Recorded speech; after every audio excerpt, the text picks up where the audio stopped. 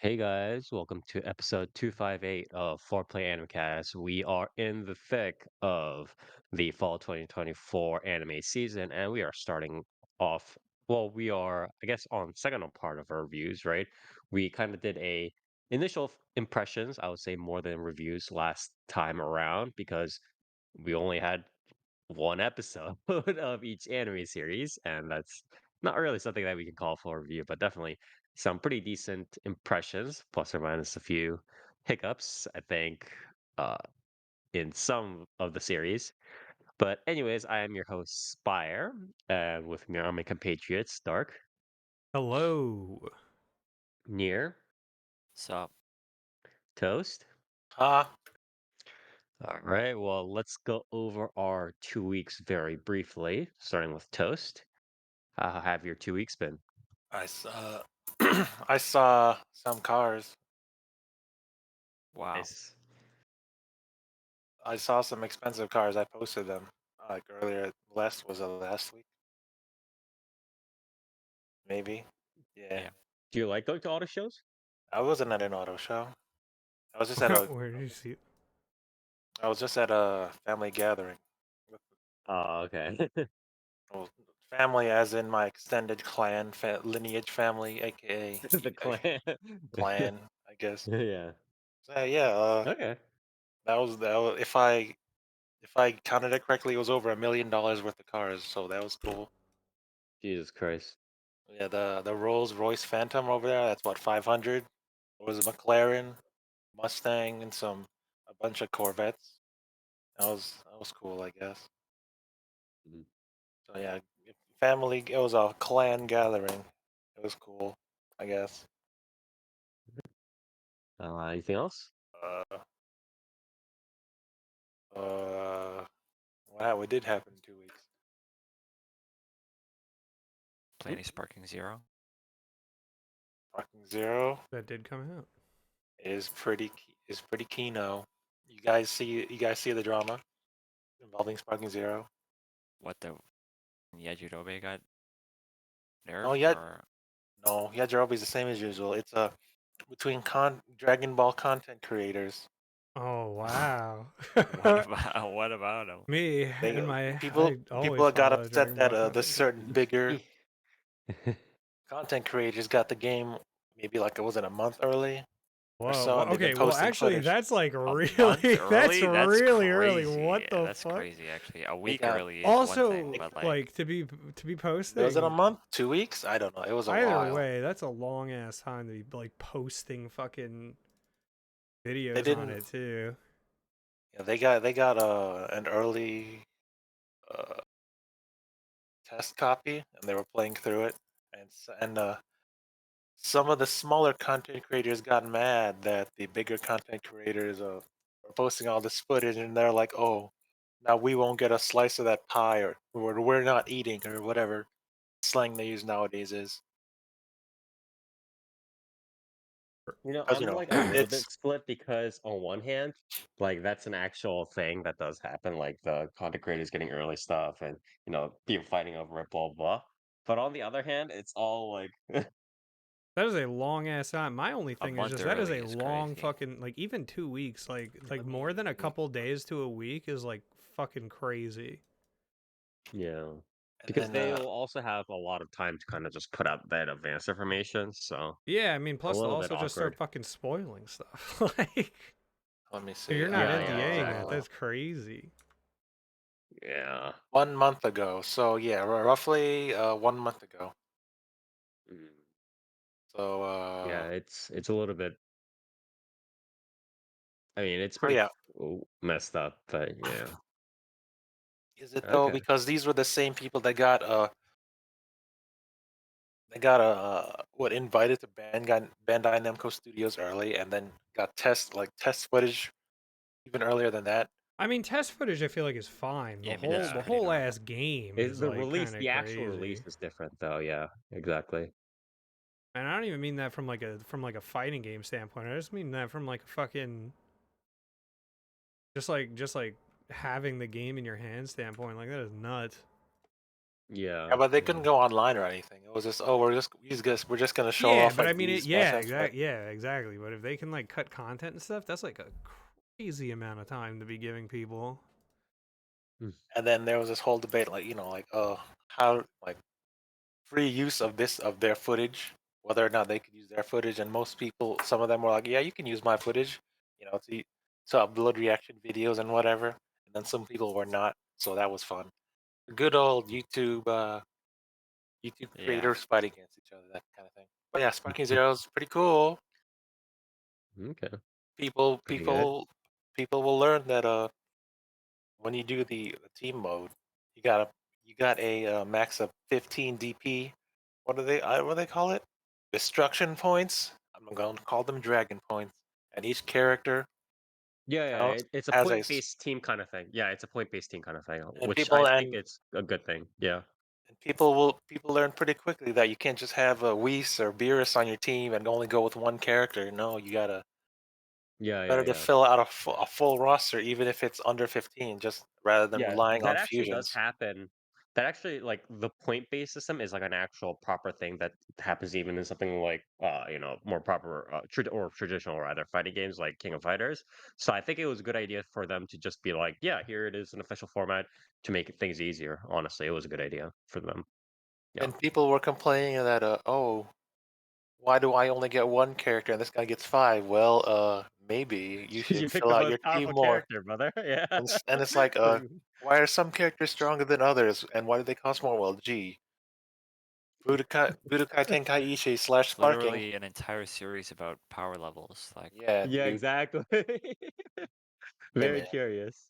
Yeah. And it's like, oh, But I think that on top of having, the classic don't fix what's not broke Budokai Tenkaichi format it was a very good combination overall. yeah, you know who I'm rocking, obviously, but I only because I'm a complete scrub. Mm. Yeah, but when I do the what is it team match, I fell out of team, yeah, because I'm not stupid. But when it's the single mode, yeah, everyone rocks their best character. It's fine. You can guess mine Okay. pretty easily. Mr. Satan, No, he's my anchor in the when I go team based. match. Brawley. Yeah, oh hell no. Yeah, Jirobi Yeah. and Mr. Satan, they're my anchors, yeah. Because I'm a cheap ass. But no, Mhm. obviously, Okay. Obviously what? take a guess. It's not Ultra Mr. Satan. Instinct Goku. Of course it is. And Uh Gogeta. SSJ4 Gogeta that's pretty specifically. good though. It's like every man's kind of romance to be honest. I mean, if it's But a 1v1, you pick whoever you want, man. Who cares? Also hits pretty cool. He's got full screen supers because of his time skip. Hell yeah, everyone's okay, pretty after good. image strike and wild sense are the best support skills in the game. Yeah, Okay. Sparking Zero is pretty good. It had Yeah, more I pre-orders personally than think it's good. Black Ops. Gee, I wonder why. Cost $110. No one cared for the Ultimate Edition. I mean, like, yeah, but you know what? They showed everything in that game. You know what you were getting. 3 days early, that's fine, whatever. But yeah, It's becoming a lot more common as like a pre-order bonus. yeah. Oh, But the this one, like 3 day sorry, but early Yeah. this one access. was worth it. Mhm. Yeah, Anyways, yeah. Anything else? yeah. Still waiting. We gotta wait for the superhero characters and the Diamond DLC. We got what Diamond Goku? No, I don't know. That's cool, I guess. But gotta get that Orange Piccolo and Cell Max. Beast Gohan is okay, but get me that Orange Piccolo. Does Beast Gohan have his iconic axe?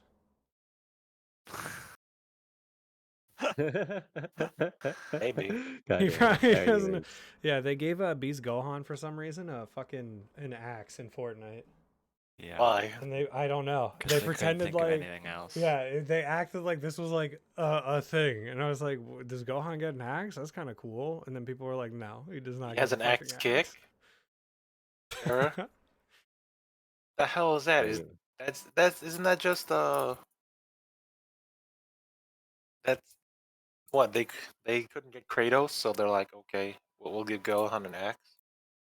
Gohan's beast Kratos is axe. in the What the game. hell is this? Oh yeah, Kratos Yeah. is in there.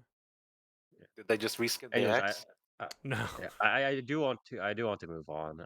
But thank you very much, Toast. I did I did hear mostly again positive stuff about Sparking Zero's son. I'm Best glad to Dragon Ball hear game, Dragon Ball fighting game in 17 years. Sorry, fighters. that. Everyone's All been waiting right. for this for forever. So Yeah. Anyways, thank you very much, Toast. What about you, Nier? Um, I've been playing shit. Playing video All games things. as you do. Uh-huh. Mahjong. Played a lot more. FF7 remake. I'm almost done with that game. After like months. which one? One or is it one or two? The first one still. But That's fine. working my way up. Um, yeah, got your shit. Keeping up with, online drama, Twitch drama, YouTube drama. Who is it this time? I mean I think the main target right now is Hassan, right? Well, what'd he do this time? I mean, I don't really wanna get into it. I heard some other. I heard the other guy got banned. Hassan's still there, or is this a Yeah. new one? Yeah, Hassan has not gotten banned for some of the shit that he's done, which I think he should at the very least. All I'll say is I think at the very least Hassan should get like a fucking symbolic, 3-day slap on the wrist to at least have Twitch moderation, not look like complete fucking retards, but that hasn't happened yet. So Twitch drama, Reddit. Twitch yeah, banned all lolly and Shota VTubers with any kind of sexual framing. What? I don't know about that, but Okay. yeah, I mean, it's the Twitch first post I see. moderation is definitely retarded, but yeah, there's some drama going on. That's the Twitch banning that fucking the new like TOS thing or whatever for VTubers that they put out. Well, I don't know. wrong actually, because they put that TOS after they banned all the fucking VTubers. That's as cool. a justification. Yeah. And the funny thing is, that new TOS would if the moderation was actually forced properly, it would result in pretty much every single titty streamer being banned. But none have. So It's shocking. yeah. But yeah, other than that, How are your immigration laws, Near? they're still not good. Believe it or not. Immigration laws don't really change within the span of 2 weeks. But I heard there's some fun happenings between Canada and Japan and visas. I have no idea about that. I know you're talking about. Oh, are you talking about Yeah. the Indian thing or whatever? It might not be, but it might not be Yeah, between I mean, Canada. that It might be sounds. the Japanese government. Who knows? Well, either way, Someone's- it sounded more I like mean, there's they always- fucked Something up happened. more than. Wasn't it cover that fucked the bag? Who Apparently. knows? Who knows? I They're don't not know. going to say. There's always stupid shit going on with visas. With visas, it's always Visas like, are super you strict never, to deal with in yeah, Japan. you never so have any idea what the fuck actually went wrong. It could be Yeah. just like any. Yeah, I mean, I was gonna say, I know, I literally have heard content creators or like people who worked for shit like Rooster Teeth and stuff, where they're like, "Oh yeah, my visa just didn't get renewed this year because the government was like, doesn't seem like you have to live here to work." It's like, oh, Yeah. okay, cool. And meanwhile, like Daigo can stumble over himself and get a visa within the span of like 2 hours. Yeah. Yeah. Speaking of Rooster Teeth, you guys see the new death battle? People hate No. that new death battle. What is it? What is the You new can see death it? battle? Is it like It's Omni-Man versus Bardock, and people hated it. What? Bardock? Oh, what a That's Guess who Alright. won? probably Omni-Man. try. Yeah, and that's why people hate it. Yeah, because he's new. And Yeah, yeah, popular. because he's Omni Man. Yeah. They even But, gave anyways. They even gave Bardock Super Saiyan. He Wow. still lost. And I'm like, okay. Yes. That doesn't make any Very- sense. A fucking fast guy almost killed Omni-Man. Bardock could just shoot Yeah. fucking laser beams. Like, what? They mentioned. Oh, you remember they had a. Are you guys far into Invincible or no? No. I mean, I'll just I've say. caught up on just I'll like a just lot say. of the happenings. Omni-Man has a planetary feat, but Bardock in base is 10,000, which is comparable to King Vegeta, and King Vegeta, with a wave of his hand, destroyed 3 planets. So So true. there's some allegations going around between planetary feats. But yeah, people hate it. People think that they did that just to drum up views and reactions because this is their big return since Rooster Teeth got disbanded and this was Oh, crowdfunded. and they So got like brought back. Yeah, I Uh-huh. mean, I wouldn't be shocked. The last one they did was pretty fucking. One of the last ones they did, I remember, it was also just very stupid, and I forget what it was, but you know. Anyways, yeah, whatever. anything, nothing else then? The past 2 weeks? Um, no, I mean mostly just keeping Okay. up with drama, internet drama, Twitter melting down, like that. Okay. Yeah. Thank you very much, Near. What about you, Dark?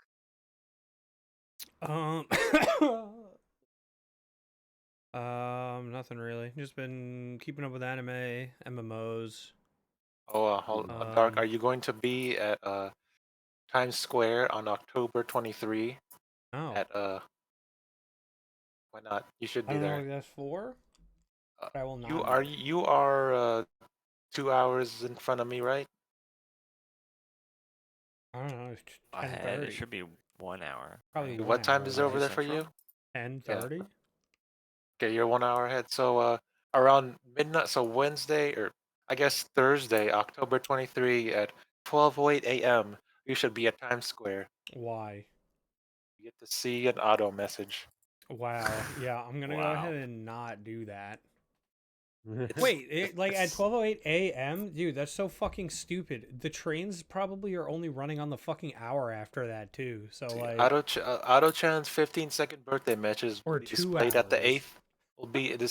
eighth minute of every hour for 24 hours, starting at Wednesday, October 23, 12:08 Well, if it's a.m. 24 Rio. hours, if it's then you can just catch it Yeah, whenever, you should Yeah, check. You should right? check it out. Dark. yeah. Except I'm also 24 like hours. not gonna go to I'm sure Square. somebody will record it. I'm gonna go ahead and not go to Times Square. I'm just giving you a heads up. But yeah, Anyways, so I But guess yeah, other than thank you that, very much, Dark. didn't really do much. Caught up with a lot of anime. This season has been okay. Been playing Overwatch. That game is fun when your teammates don't randomly throw for no reason. when's New York Yeah. Comic Con? Is it Rare. isn't it right now, Comic Con? Comic-Con? I or don't is think it so. kicks off on Thursday? Yeah, it should be up. Well, Okay. yeah. I I know mean, I'm Anime sure it'll NYC be should like be this up. Thursday, but yeah, no. Other than that, the Star Citizen stream happened for the yearly event, the first part, and it was really cool. That game is Okay. shaping up. Pretty good. Pretty good. All right. Thank you very much, Dark. I also didn't really have much going on. Did you Again, go to running round around doing one, some. Spire? I did. Mine didn't have any of the Hololive stuff. I don't What? know whether it's When did you just go? like I went on exactly the 14th, Columbus Day here, so I don't know whether that's Till 14. yeah, it starts on the 14th, right? It started Or like October it started 11. technically on the 11th, and then like the 14th is like when they started doing the event stuff. Isn't that what happened? I don't know what these things are, to be 11. honest. Collab 18. Oh, you were early, Spire. You idiot. So what's the 14th? Like they have a bunch of dates, but I don't know what those dates mean. Like if they have like Collab four round different dates. one. Now available at round What is one. the 14th one? What is the 11th? What is I the don't see 18th? anything They on have like 18. three different dates. Collab 1011 exclusive limited time offer. Beach towel. If So they have like a single day for those like events, like beach That's where so you can get the awesome, beach dude. towel. 10, I don't 11 is the understand what beach that towel is. bundle for $100. What's included? 50. That's only for one day? Like you have to come on in No, on that day or like what? maybe free keychains. Uh, Keychains on the 18th. 110. One free gift with the purchase of So it's only one $120. day. You have to be there on that day, right? Is that what it is? I don't. Maybe, but like Okay. the actual crane machine stuff is on the 25th. Okay, so the full like standard just gotcha machine stuff is on the 25th. Okay, I got it. That's so Okay, sad. I'll check on the 25th. and then on the 18th is the stuff in the what's it called? The food court. $10 per Oh, drink. okay. Damn, I got it. I Oh gotta get yeah, in. I remember that one. Yeah. Did you get that? I'll go later. I'll go later. What are you No, gonna get? I hate I didn't even do that when I was at like well, I haven't gone to a maid cafe yet because I just like Here, didn't Spire. want to bother. Let me hit you But with this, it's Spire. Here, like even when you go, it's like do it, Spire. I hate the fact that in the back of my mind, I'm just like, okay, I'm gonna be ending up paying $25 for a maid to either like half the time in half these maid cafes when I've seen like the vlogs and stuff like that, they don't even like do like legit like chat interactions. Like they just they don't even sit there or like They have like a chat or script anything. basically, right? It's not What? even a script half the time. Nowadays the maids just like hand you the food and go, and it's like, bro, I'm not Based. paying $25 for this. It's like Spire, for what a drink you single gonna drink. get? You're gonna get. I heard the Gargura one's pretty good. I mean, I tried to get the most like for these sorts of things. I haven't really done a lot of those like themed drinks or anything like that yet. But I tried to get the most innocuous one. You know what I mean? Like the one that seems like the most normal kind of drink, like a lemon or something like that, like a lemon sour. I'm thinking the strawberry lemon. Iris strawberry lemonade might be the I don't design. really like sour lemonade that much, but if This it's like the guy, most normal one, this I'll probably guy. get it. Yeah. I But bet you don't want the anyways, strawberry cream soda then, because I'm not doing mango no, cola. No thanks. I don't like cream soda that much in general. But yeah, So I would say This guy hates everything. eight. I would say wait a week. all the things. Wait a week to get the crane stuff because that's the most lucrative. Unless you want the $100 I tower. probably these all look way too whack. I'd probably get the mango cola. That seems like the most innocuous one. Like, but Coke, yeah. mango, calpico, vanilla ice cream, orange. Ugh, Ugh, I don't like vanilla Coke shake. yeah. But look, All Spire. these. This is why I don't like it. But the thing is, the reason why I'm going to round one isn't really to indulge myself in the Hololive events because I don't really watch most of Spire. these Hololive ones, but it's like it's to do people watching, which is what I like the most. I like people watching, Wow, what are you, some kind of pervert? Yeah. especially when there are uh weirdos Losers. Yeah. yeah involved. Do you guys still But have a what is it? What's the machine that Nene's on? Beatmax or whatever. What's it called? what? What's the one funny machine where they still have the Nene collab in it? Do you I don't remember what this I don't is know here? Let me post this picture then. This one. what is it. It's the The My machine or what? yeah, yeah. Thank you. It's the My machine. Oh yeah, no, there are. It's not just my mind. I know that there are a couple. There's like a D. I forget one of like the DDR variants that still have like the whole life Nena stuff. And I forget what the name of it is, but I know what you're Tete talking about. Connect. Is that what it is? It might be it, but yeah, it's the one where you have to stand in front and like it's like the whole life Yeah, like mascot thing, and yeah, Tete Connect. Yeah, that's the one. yeah. I know that's still there. I saw that. I saw the whole life Good. collapse. That's still there. Yeah, yeah. Anyways, that's pretty much been it for my 2 weeks. Pretty quiet overall. So I mean, I would have liked like a Hololive themed round one card. Just saying. Just saying. I would yeah, have I looked at mean it one. that's what I was thinking would happen because that's like the most common one. That's what often happens in a lot of what is it? uh who runs the like Nesca, right? Nesca does a lot of like themed card stuff for specific events, uh like tournaments and stuff like that. They'll make like specific themed cards that people can buy. So I don't know why they didn't do that because that would have been really cool, but it is what it is. Anyways, that was it for my 2 weeks, and I guess we should move on really quickly to our reviews, starting off with Toast. What do you have for us? I would have done Amigami-sama, which is what's that Y- one? The one where the dude marries the three sisters, but three Yeah, or episodes whatever. in, Yeah, some the weird triple. shit happened, so I want to talk about that later.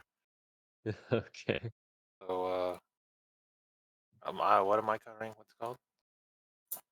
This is Kimi wa Meido-Sama, or You Are Miss Servant, but the See, what Meido, now? it, Yeah, continue what you're saying. yeah, the Meido is written with the kanji for Hades, or like the underworld, essentially. Ha ha ha So, ha. But why is it called, why is it Miss Servant and not Miss Maid? Like, I don't know why the localization are we is getting, like that. I don't know. Yeah, the I you know me with these title localizations is never great, but yeah, this is a manga original, I believe. Yeah, this is a manga Yes. original. I believe it's being made by or adapted, sorry, by Felix Film, who did apparently We met, Nekopata. yeah, and they did some other stuff. But Okay. let me go back to the title. Miss Servant. Is this another chained soldier situation where you can't say Uh, slave? No, Are we you gonna can go back to this? definitely I'll say always bring this up. maid, no. but The problem if is, I had to yeah, the guess, it's problem. because dummies Yeah. who fucking translate these titles are like, With no, the you see, dictionaries. Western audiences are going to be too stupid to understand that a maid can do more than, a fucking clean. Yeah, yeah. So God. that would be my best guess as to why they would call it servant, because servant then, the implication is they're pretty much like running your household at that point. I might as well not call it Miss Housekeeper because that's what her role in the series is. The problem is it's also I don't know. It's like also the servant stuff also slightly gets away from, although in it's hard to translate in English, but I think they should have kept it in maid because the maid bill And that's part in the little, is yeah. important in the pun. But yeah. But yeah, Anyways, you said Felix Films. Felix Films is also, yes. other than NegaPos, they've also done Heron-san. That might be their most famous Ah, one. Harusan. Yes, yes, yes, yes, yes. I saw that. Yeah, yeah, yeah. Urasekai Picnic. Uh-huh. And I guess some people like it, but MF Ghost? Sure. So you're on a streak with Felix films, is what you're saying? Is you're I, continuing the legacy of MF Ghost into I this? mean, I didn't do Heron-san. That was dark, right? Yeah, yeah, yeah, Yep. that was our. And then what is it? 50 gold coins. That was also, or 80,000 gold coins. That was also dark. That's also Felix I'm Films. pretty sure that was you. Was it? I did not cover that. I simply watched it later on and was like, oh wow, this is actually Oh pretty yeah, decent. Oh, he okay, joined yeah, you. yeah. Yeah, he joined you. Yeah. Does that mean I have to do Talker? Because stupid Isekai Talker's That on here does too. That's that also does Felix mean you Films. have to do Talker. I might, I might be leaning towards that then, because I do like my themed reviews. Okay, yeah, Mhm. I might do that later. Okay, so Okay. story goes, a mysterious maid. I keep calling her maid. Mysterious servant, Miss Servant, comes to this high school boy's home, and his name is Hitoyoshi Yokoya. So Hitoyoshi, and then the maid is like, "Hey, dude, let me work for you." And he's Uh-huh. like, "Why do I need a maid?" And then she mentions that a like who are you and why have you come to my house? Even though his house is super unkempt and there's garbage bags everywhere. She's like,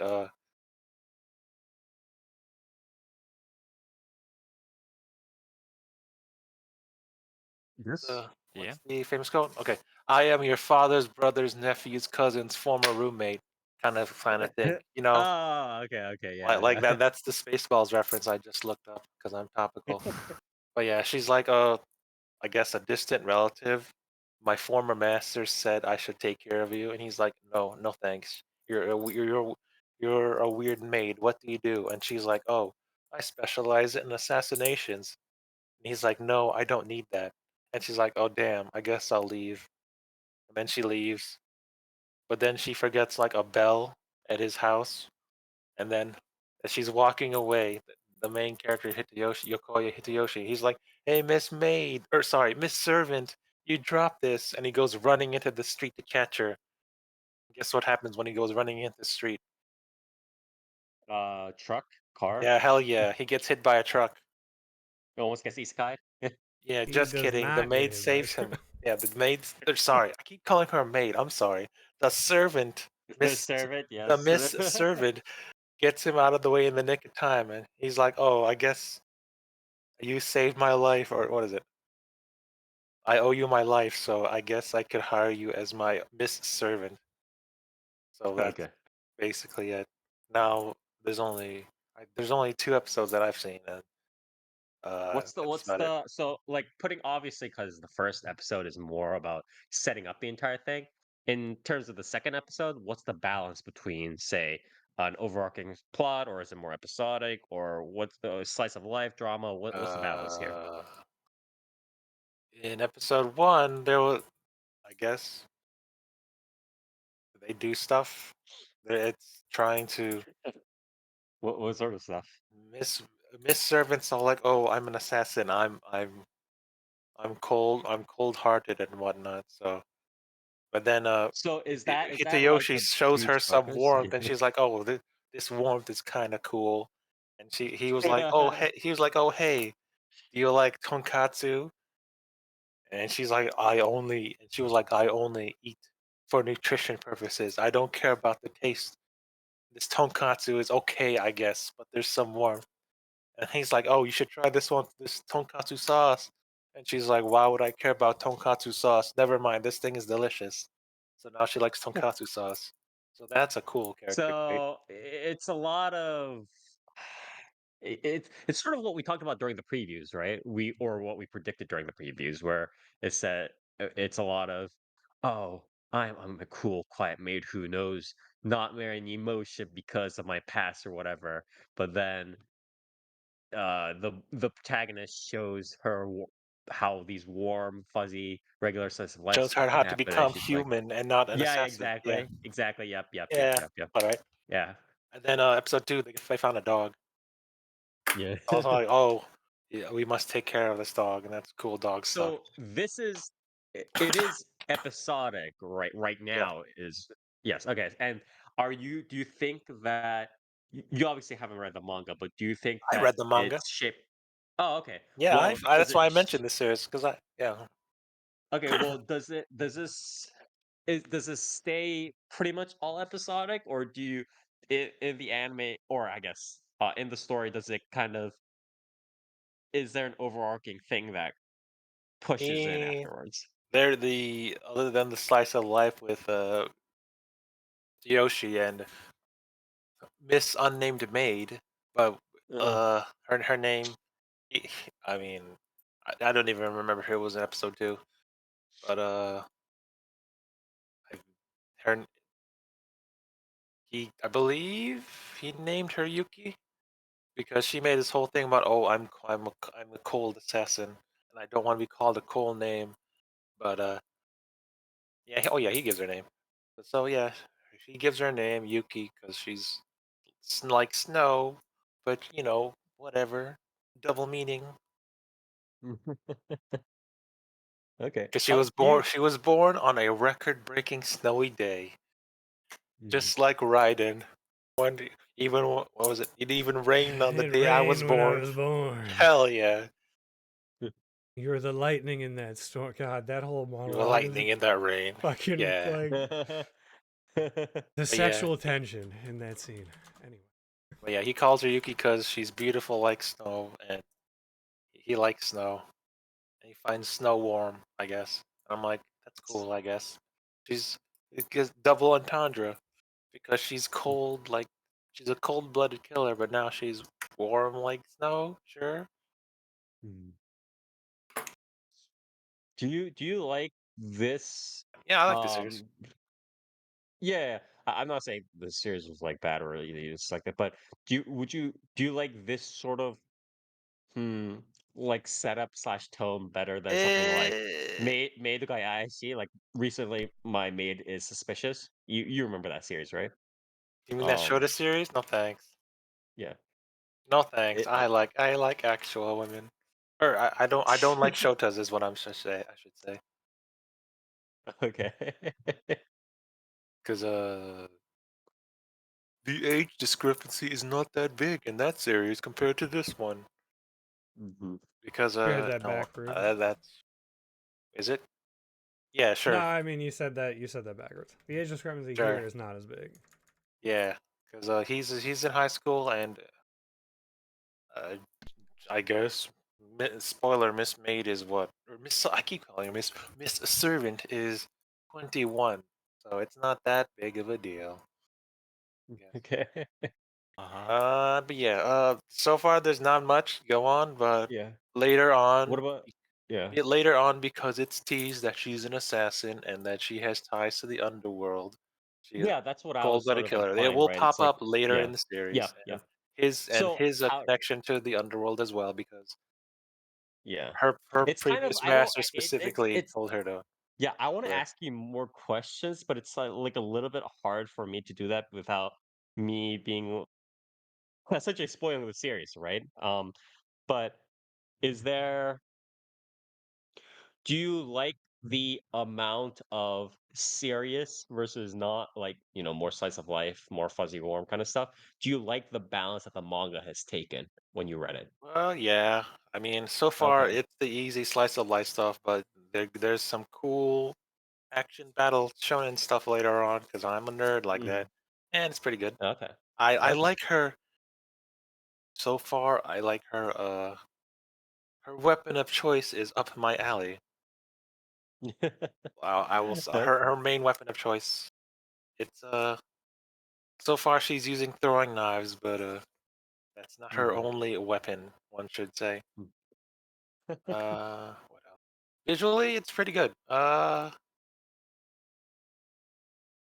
Yeah, pretty good. It's got a specific style that I I'm not smart enough to mention, but it has a Uh-huh. distinct art style. Like it might be. Yeah, I I mean don't there's want to not. say, but Darky, you want What are to you gonna chime say? in on this? Like, what's the art style?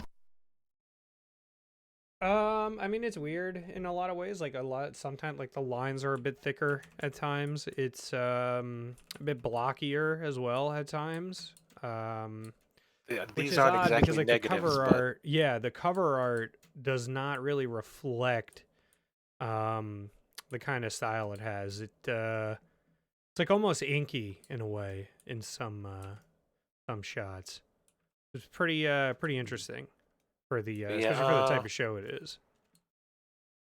I there's CG involved in some of the things, like when they were showing off her knives she, when she was throwing her knives and they're moving through They the good? air. Maybe Because they're Felix Phil apparently is like they tended they previously specialized in 3D CG, so I'm curious as to like the sort of CG how doesn't the look bad, but it's kind of off. uh, There's a strange okay, feeling okay, about okay. it. Like I see.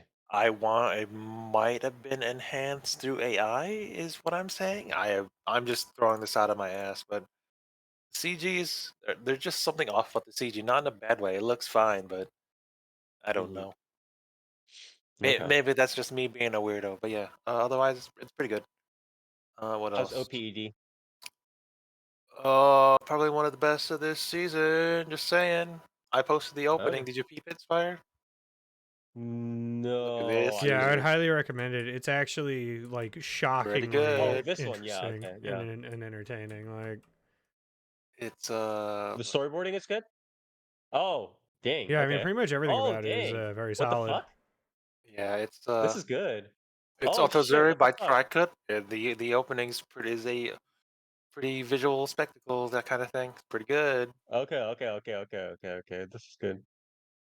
And the ED is pretty good as well, but it's a different style. Was It's the animation was the unit director for this opening separate? Uh, because I'm curious because this is I really would have to good. What the assume. fuck? Yeah, if I want to look at the unit director for this opening. Just like Jesus Christ. Okay. Wow. It's Okay. pretty good opening. Yeah. I bunch of names on this, but yeah, it's Otozure by Tricot. Mhm. Tricot. You Try don't know Tricot. cut. Tricot Yeah. is a all-female Japanese rock band. They're cool. Mhm. Their musical style has been described by Rolling Stone as adrenalized math rock sped up and given pop's candy coating. What is math rock? Jeez. Math rock is essentially um Math well, rock is a it's like style of alternative yeah. and indie rock with roots in bands such as King Crimson and Rush. Yeah, I know Yeah. King Yeah, Crimson it's essentially a rock that has a lot of whack or complicated music structure essentially. Um and then they kind of layer stuff on it. But yeah, that's pretty cool actually. and The the opening. the ED. ED is pretty good. It's Hyojo Sabun by Dust Cell. You know who Dust Cell is? No. Who's What? it? Dust Cell is also is a two-member band formed in October 2019. Oh, their agency is Kamisubaki Studio. I know them. Okay. Wait, Pretty do good. I do I know Dust Cell? Oh, I do know Dust Cell. Yeah. Yeah. Okay. The vocalist is Ema, E-M-A. Very cool. I'm I'm not gonna go into that for suspicious reasons. But yeah, opening in ED, I will say probably the best, one of the best of this season. Yeah, Um, sounds like it.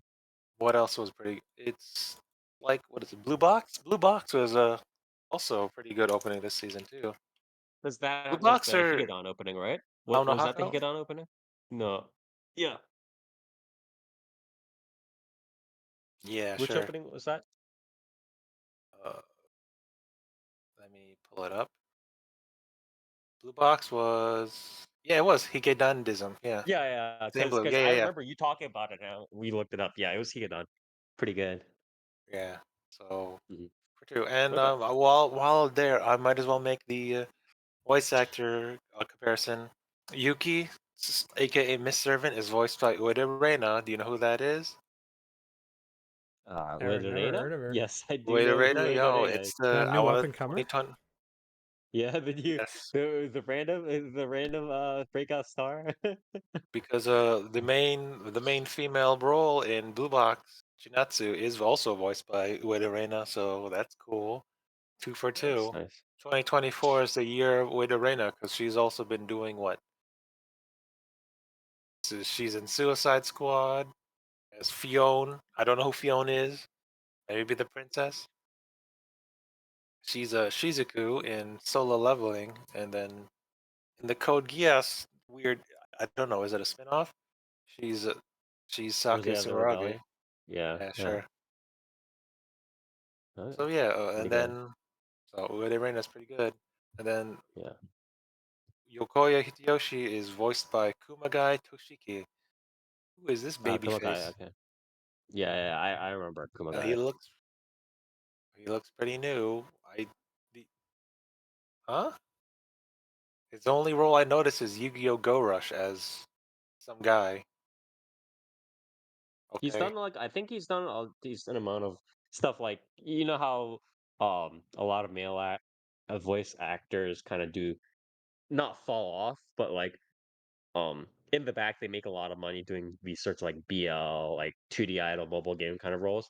I think I remember his name in yes, a couple of those like 2D idol roles at least. sure. So, but yeah. Legend of Heroes, Trails of Cold Steel. Okay, sure. Yeah. But yeah, And I guess overall, what how I I guess want any last overall, words and what I'll rate? give it a solid. I'll give it a 7.5 out of 10. I gave Blue Box 8, right? Yeah, you gave Blue Box 8. Blue Box is a visual spectacle. And it's much better than this, but overall, this has good story beats and the overarching plot of the assassination world is. Do I want to call it that?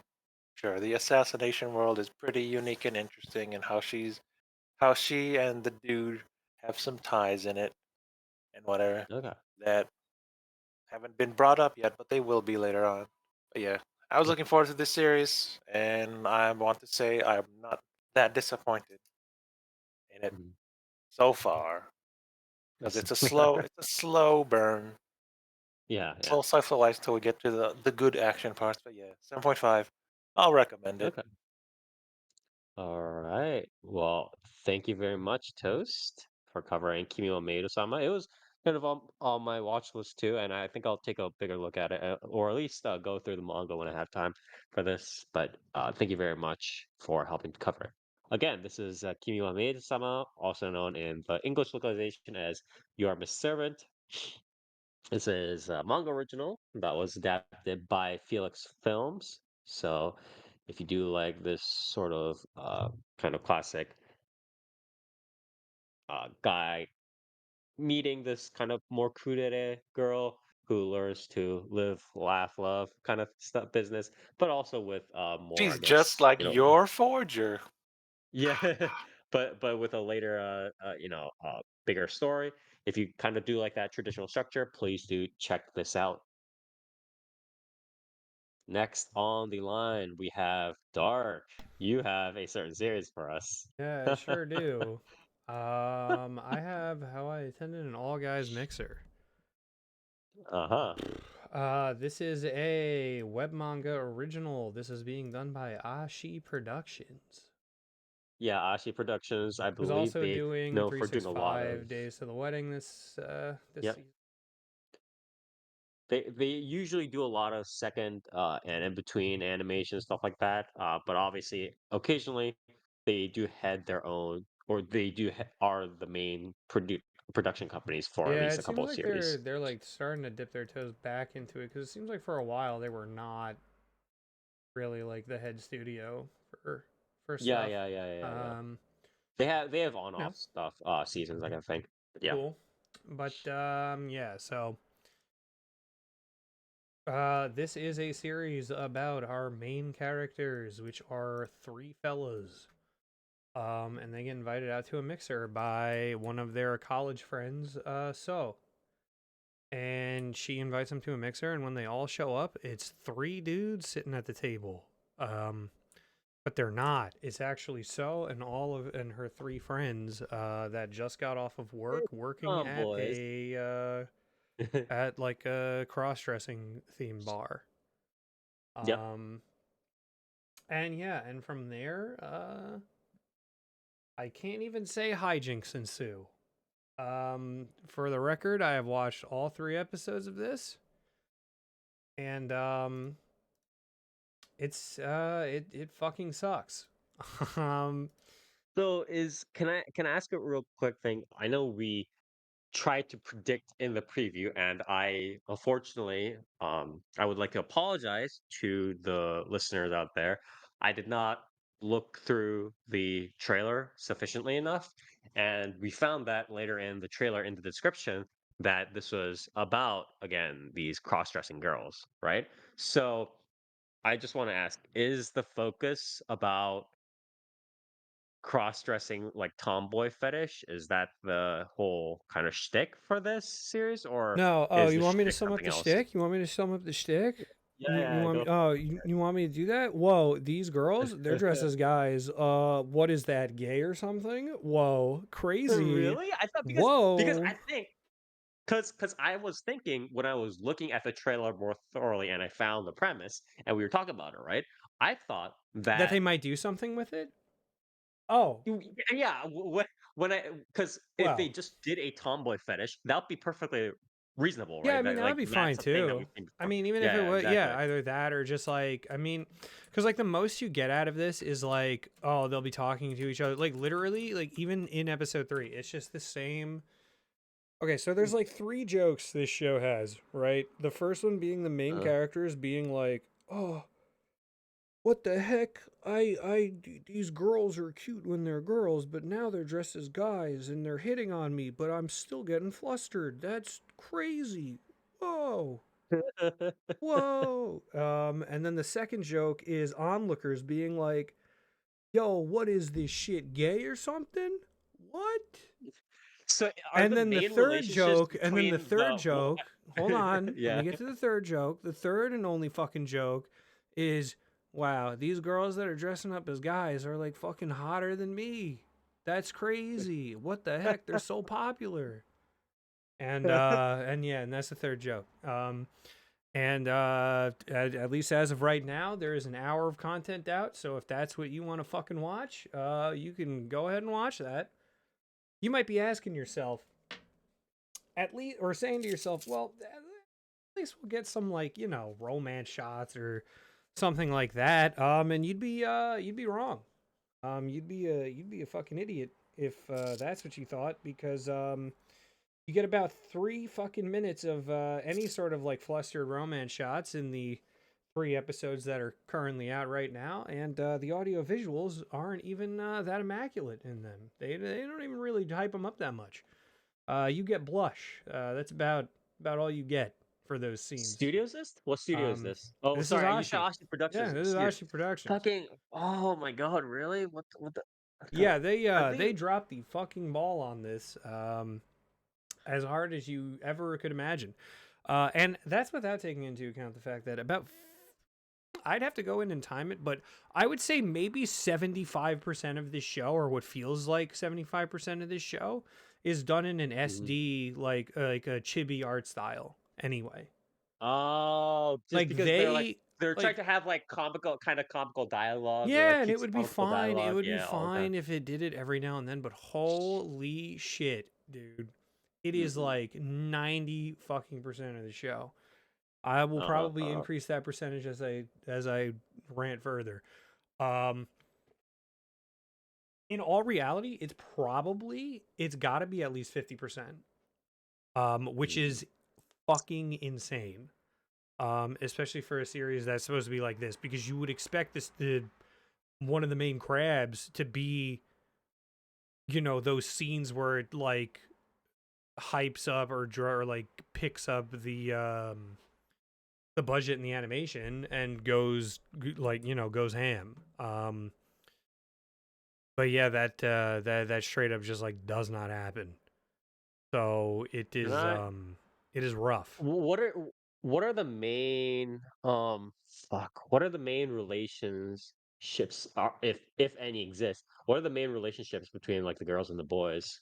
I guess is So it just it's like a the one to main one kind of guy. thing? So yeah, so it's the Yeah. main guy, and so the black-haired girl. It's the like blonde-haired innocent boy and like the cool like kudere purple-haired girl. Uh Um, huh. and then it's the like, you know, no eyes, fucking hair parted guy and the Gyaru. Um, and their Um. relationships are really boring. So and the main guy is literally just joke number 1 over and over again. Mhm. Um, and it's just kind of like, so I guess not even like toying with him. In the first episode, there's a little bit of that, a little bit of flirting. And then in like the follow-up episodes, it's kind of just like average bullshit, like over and over again, just like kind of her inviting him out and stuff like that. Then what is it? The like the blonde-haired guy is voiced by Horie Shun, who is doing his best in certain scenes to sound like fucking Ayuma Murase, which is Ah, interesting. yeah. Okay, I know what you're going for. Yeah. Okay. Um, but you know, he does a good job. But the overall, like, I don't know, it's just like not. It's not great. Like their relationship What's is the literally just like her gimmick is that she's like a BL mangaka, like doujinshi artist. Oh, and then she's making, because she's a BL mangaka and she talks about that sort of stuff. She makes she makes their Well, dialogue awkward. Is like yeah, that's the shtick, and right? she Yeah. like, well, he's like he doesn't care, right? Like he is like pretty much considered the, you know, like the oddball, like goofball, innocent innocent guy anyway, so he doesn't really like think much Uh-huh. of it. He's like, "Oh wow, you're a mangaka artist? That's crazy." She's like, "Oh yeah, can you What? like Yeah. model Yeah. for stuff?" And he's like, "Yeah, sure, why not?"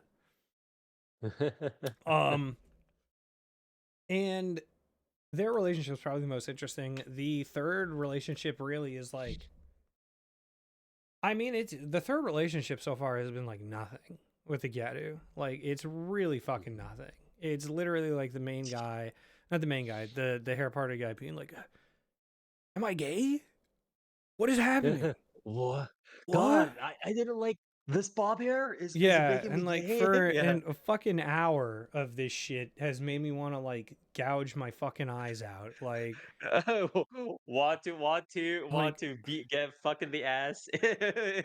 Is yeah, I think it's what like you it's mean? so fucking annoying, dude. Like it's so bad. It's just like there's nothing funny. There's no like racy scenes. There's just like When nothing you're talking, so here. what the balance of the series? Is it literally just like mini ep for mini ep into mini ep kind of stuff, where it's like it's one It's mini kind of ep like of like, one oh larger oh ep just I'm with the everyone, just with like something going on between everyone, pretty much, oh, right? do they Like not switch scenes? Is it like everybody's at this like mixer place all the time? no. So like the mixer was like just the head off, and then they did like Yeah. karaoke in episode 1 after. And then in like episode 2, it's a lot of, I believe the bulk of it, right, is the blonde haired guy and the kudere girl, right? And so like it's Yep. initially like Okay. them meeting up, and then the others like kind of following them just to keep like tabs on him, and then getting into the mangaka stuff, and then like there's like was it, and then I think it's them going to the bar after or something, or meeting up at the Uh-huh. bar in another day. But like it's like kind of mini episodes, but it's not really like super super hard structured of like, yeah, this is like the end of an episode. It's kind of just like a bunch of scenarios like linked together, and like spruced up. It is not really half and half specifically, but it's not like a series of, it's not like there's not like 5 different things that happen, Mhm. which would probably be more entertaining if it was. But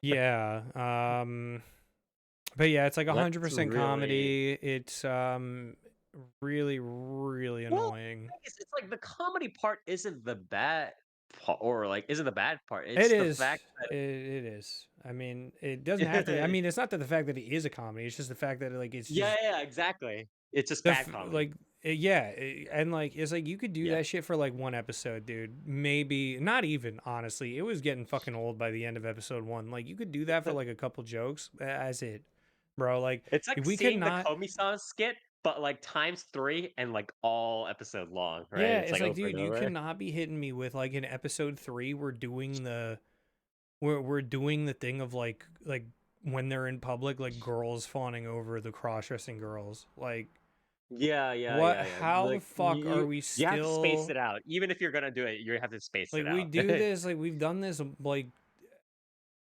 5 times between 3 episodes already. Like what are we doing? Like yeah, we fucking get it. Like can you do something between these characters? Can you do fucking anything of substance? It's Yeah, like yeah, nah. yeah, yeah, yeah. Sorry, we're not allowed to do that, actually. We're not allowed to do that. We're This also is not allowed to this talk is the about lane we're in. cross-dressing or Sorry. cross-dressing trivia. We're like not allowed to do that either. Yeah, yeah, Um, yeah, apparently, if you wanted that, this is the wrong series for you. yeah. God damn it. It's atrocious. It's really really fucking bad. Um, Mhm. I genuinely think a series like, because it would still be awful, like it would still be really bad, but I think a series just with guys would have been at least like a remotely have more room to be just purely entertaining, because like Mhm. maybe they could do something with it. Maybe like it would force like a writer to actually write something of substance, because I was talking to Near about this, and I really think the only cross-dressing like trivia or like any like real acknowledgement of it will be like one fucking scene between the main character and where like fucking Mhm. monologues for a couple minutes about like why she does it, and like breaking up the monotony of her everyday life or some bullshit, or wanting to be someone else for a little bit, and then like never talk about it ever fucking again. Like that is the most I see happening with that, and it's like,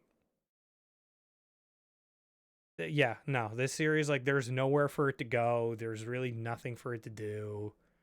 And it's just not good. Like, That really sucks, honestly, because again, I feel like there was such an easy way for them to just be like, yeah, I mean, like we're just, everybody likes tomboys, right? Girls like tomboys, boys like tomboys, we like tomboys. That's why we do this. We're just going with this, right? Or at least the author could have done that, right?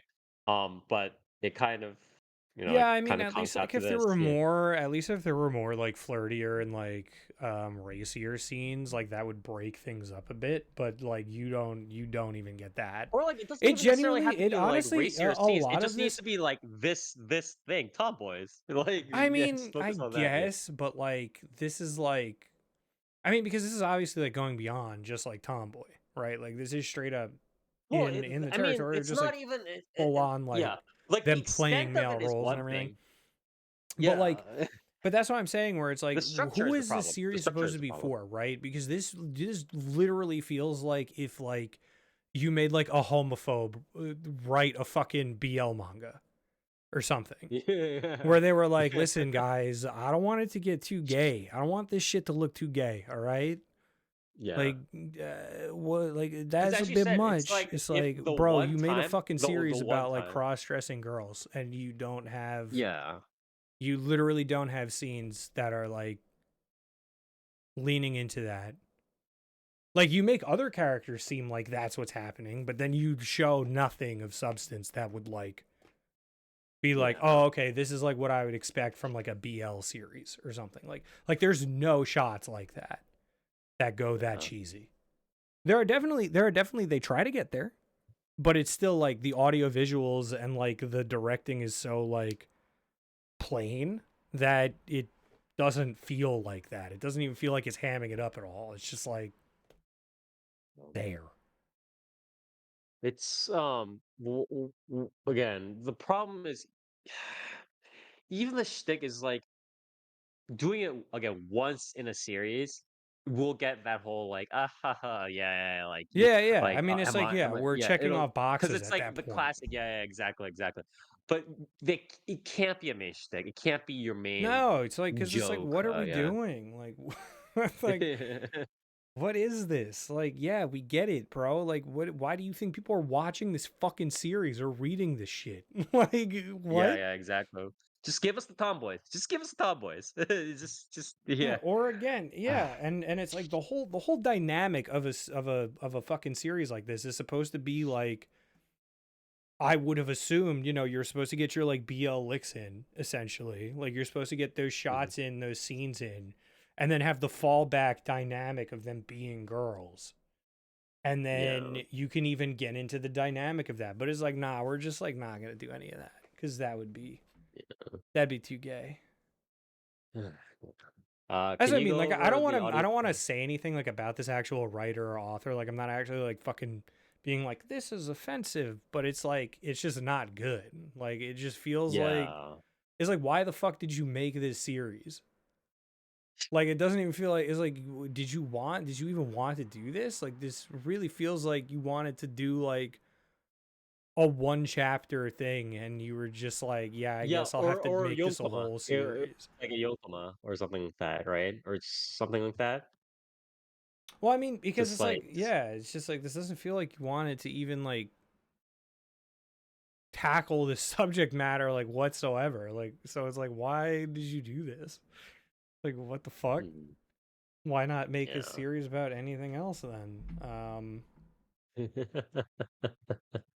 But yeah, Yeah. bit of a shame, and by bit of a shame I mean pretty big shame, because this series could have been, regardless of it being, I mean, like, regardless of which way the cross dressing was, this series could have been very interesting. Mhm. Yeah, and instead it's not. Can you go over the audio visuals real quick? Yeah, not good. um I mean, they're standard, right? Like it's very standard stuff. I say it's not good just because, like I said earlier, the fact that the what feels like a majority, but certainly a bulk of the show is the chibi, like super deformed art style. I really don't get what they're trying to do with that because like it's like kind of in like jokey moments, but it's like so frequent that it's like I feel like this show's main art style is not even them when they look normal. Yeah. Which is So kind of that's so I'm weird. like, Yeah, I don't know why. It's like it almost reminds me of. It's not even like one of those like spin-off series. You know how like Overlord and ReZero or whatever had those like yeah, weird spin-off series done by Kodaca, but it's not even like that because those just had it, or like Bungo Stray Dogs 1 or whatever, those like weird yeah, spin-off chibi series. But those specifically are just like chibi pretty much all the time, right? yeah. Um, but this is not that. Like this is different. No, this is like a lot of it is in that comedic art style. And But it's again, like like I that said, wasn't it's not really like the point of it. well, Yeah. and also the thing that works with series when they do that is that it's like one, it'll be used like infrequently enough, and two, usually it'll have even something even more detailed for bigger scenes or something, right? Like it's not like even regular Bungo Stray Dogs is like yeah, we're bouncing from standard audio visuals to the chibi stuff, and then like only goes back to standard. There's never any pickup, and it's like, what? Because like I said, like even what's supposed to be like the racier scenes in this, it's like it just snaps back to standard, like standard audio Yeah. visuals, and it's like, okay, like who cares? Like sure. Yeah, Like exactly. yeah, I guess these characters do look like this normally, huh? What is can you go over OPED real quick? Honestly, I don't even remember them. You're just like, no, I watched 3 episodes of just it. I do not fucking remember a thing about you them. They you are blanked not. out. They're Yeah. they're whatever. They're like Okay. standard stuff. Honestly, I'll even. You know what? I'm gonna see if I can find. Right now. I'm gonna see if I can find it Okay. right now, just so that I can refresh myself. Can you I Yeah. I guess mean, if it's that's nothing. It's yeah. nothing. It's Yeah. like. What loud? Yeah. Yeah. The Well, ending you don't have to scene. yeah. Yeah. I mean, the ED is just like. Yeah, I don't know. It's whatever. Yeah. And then the OP Okay. is nothing. It's just like bar dancing nonsense, and not good. Not good at that. It's fine. It's standard, but it's not like it's anything special. Okay. It's not something that's gonna knock your fucking socks off. So. Yeah. Okay. I guess any last words plus rating? Um. I mean, I guess like the VA work. The VA work is fun, obviously. Um. If you want to hear them, do their thing, then I guess you could get something out of that. Yeah, I don't know. I don't really see this going anywhere, which is Yeah, I mean, unfortunate. it's they could Because that's the taken thing, such right? an That's the easy thing, right? route. Because like Yeah. everything I went over so far, like add that all up and know that this type of series is just gonna be fucking like spokes on a wheel anyway. So like it's not like there's gonna be like I would like it would be a cold day in hell, I think, for a series like this to get any actual fucking character progression, right? Like Yeah. I don't think we're really gonna be getting into that. We're not even, when we're not even like digging into the main themes of the fucking series. So like Yeah. that's the problem where it's like the only thing I think of is literally just voice actor interactions, which are like fun, right? Like if you want to hear like Aoyuki do a kudere voice, and like Toyama now doing like a tomboyish voice, and then Yeah.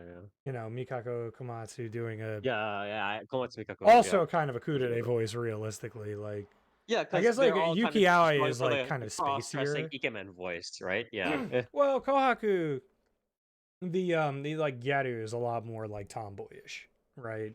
Mm. It's pretty much like So and Fuji. Like Fuji is more of like the airhead, like more like what's her name from like a character like what's her name from Bocchi the Rock, the Yo, right, the blue haired girl. Mm. Like she's far more of like a, you know, emotion, like dulled emotion airhead almost in a way, Mm-hmm. sounding. But then So is more of like the, I don't even know, I guess like aggressively like kudere type character. Because that's who she's like playing in the bar. Mm-hmm. For a lot of it. But either way, I don't know. It's yeah. I that's literally like the only recommendation I can give for it. It's just voice actors, because you're not gonna be watching it Okay. for the audio visuals. You're not gonna be watching it for like BL slash like cross dressing scenes. Like that's Right.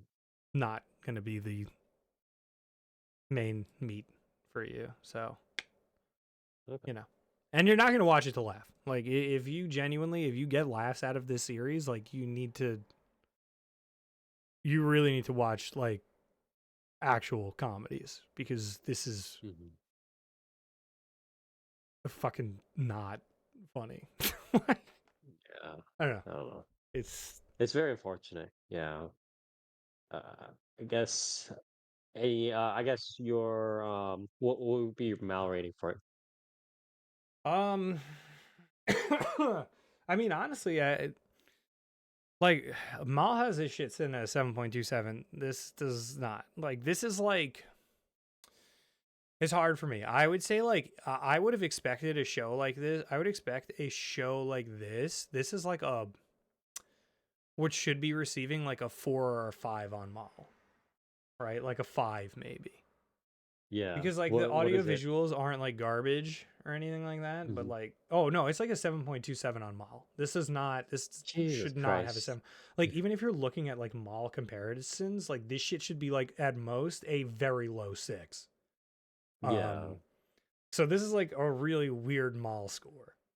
Um Well, yeah, I've never trusted Mal in the first place, but yeah, I mean, I just like, I wouldn't even really give this a rating. Like I think my genuine rating for a series like this out of 10 would be like a 3, maybe.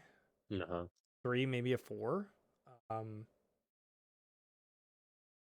yeah, just because like everything about it is just like so vapid and unsubstantial that like I wouldn't, there is basically no reason that I would ever recommend that anyone watch this, Mhm. right? Or check this Yeah. out. Just because like Yeah. there's really nothing to see, right? Like you may as well watch fucking almost anything else. Like I would recommend I would recommend any bottom of the barrel isekai we have Yeah. seen or recommended ever, Is just because anything something isekai, happens. anything just like some romance, Just maybe like anything. kudere, tomboy, anything else. Yeah, exactly. Literally anything else. Yeah. Yeah. Basically, if you to wrap it up, if you look at the banner art for this series, that It's a is scam. It's a scam. no, I mean that is you've done it. You've gotten all there is to That's get out all. of it, really. That's the depth of the There you go. story. Yeah. Yeah, pretty much seen it all. Oh, Jesus. Yeah. Very unfortunate. Anyways, thank you very much, Dark. I was kind of looking forward to this because, Oh yeah, me too. yeah, because again, for me, at least, like, even if it wasn't like the whole, again, the like potential BL kind of thing, I'm okay Yeah, with no, I mean, tomboys, even if it wasn't, right? So yeah, it's like, yeah, that's fine. I mean, I don't see, mhm, that's the thing. Like, I don't think it was ever going to be like tomboy stuff, right? Like, I think it was yeah, always going to be like cross dressing and being like, oh yeah, like it's like here's BL stuff, but like remember they're cross dressers, so we'll have like the non scenes and we'll have like intermixing and a dynamic between that. And it's like, nah, we're not going to do. or like Yeah, any sort, and at least like cross-dressing trivia, and it's like, no, we're not. yeah, very unfortunate. But yeah, again, thank you, Dark, for at least taking the bullet here for us. And Yeah. Oh, I guess the those only will- other thing I will say is that it mm, to really sum it up, it feels like when you're watching this, it feels like almost as if there is like a genuine disdain for like a viewer or reader that would want a series to actually fucking do something with this. yeah, exactly. Do something Like I other said, than just a shtick. Yeah, yeah, it genuinely feels like there is a disdain. Like yeah. as if like you're an idiot if you thought that a series like this should actually have something to it.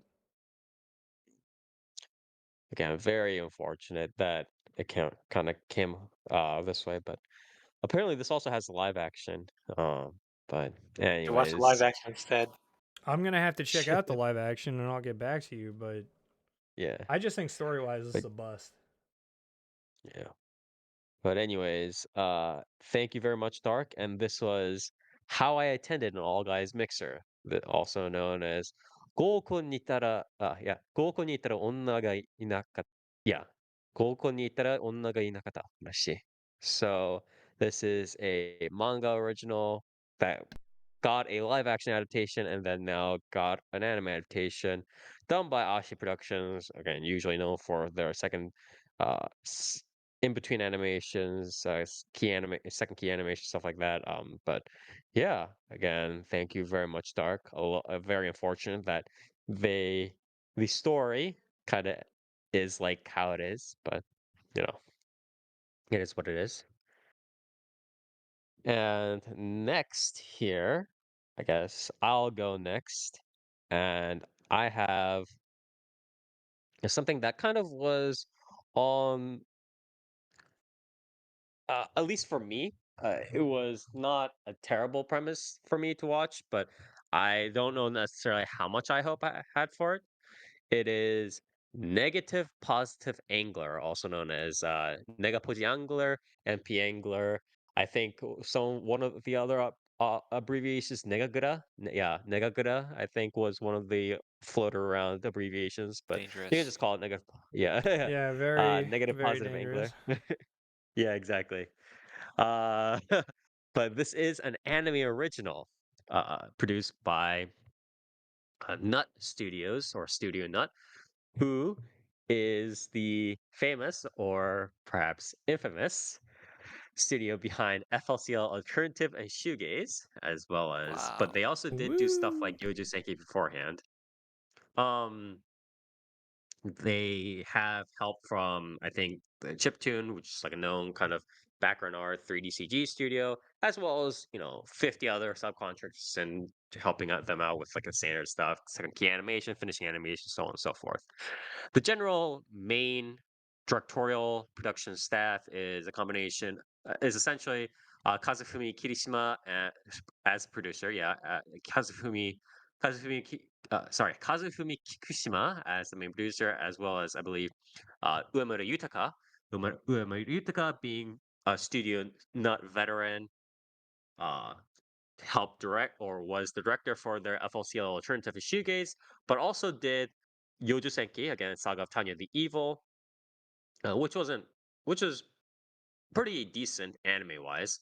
I think the pacing was a little bit off, but I the think the actual only anime thing people adaptation. really didn't like about the Yojo Senki anime was the art style. The lips, Yeah, yeah, yeah, yeah, them big old kissers. yeah. Yeah, Yeah, as well as Dentalia no Shoka, which I really liked from Uemura, the way kind of everything hooked up.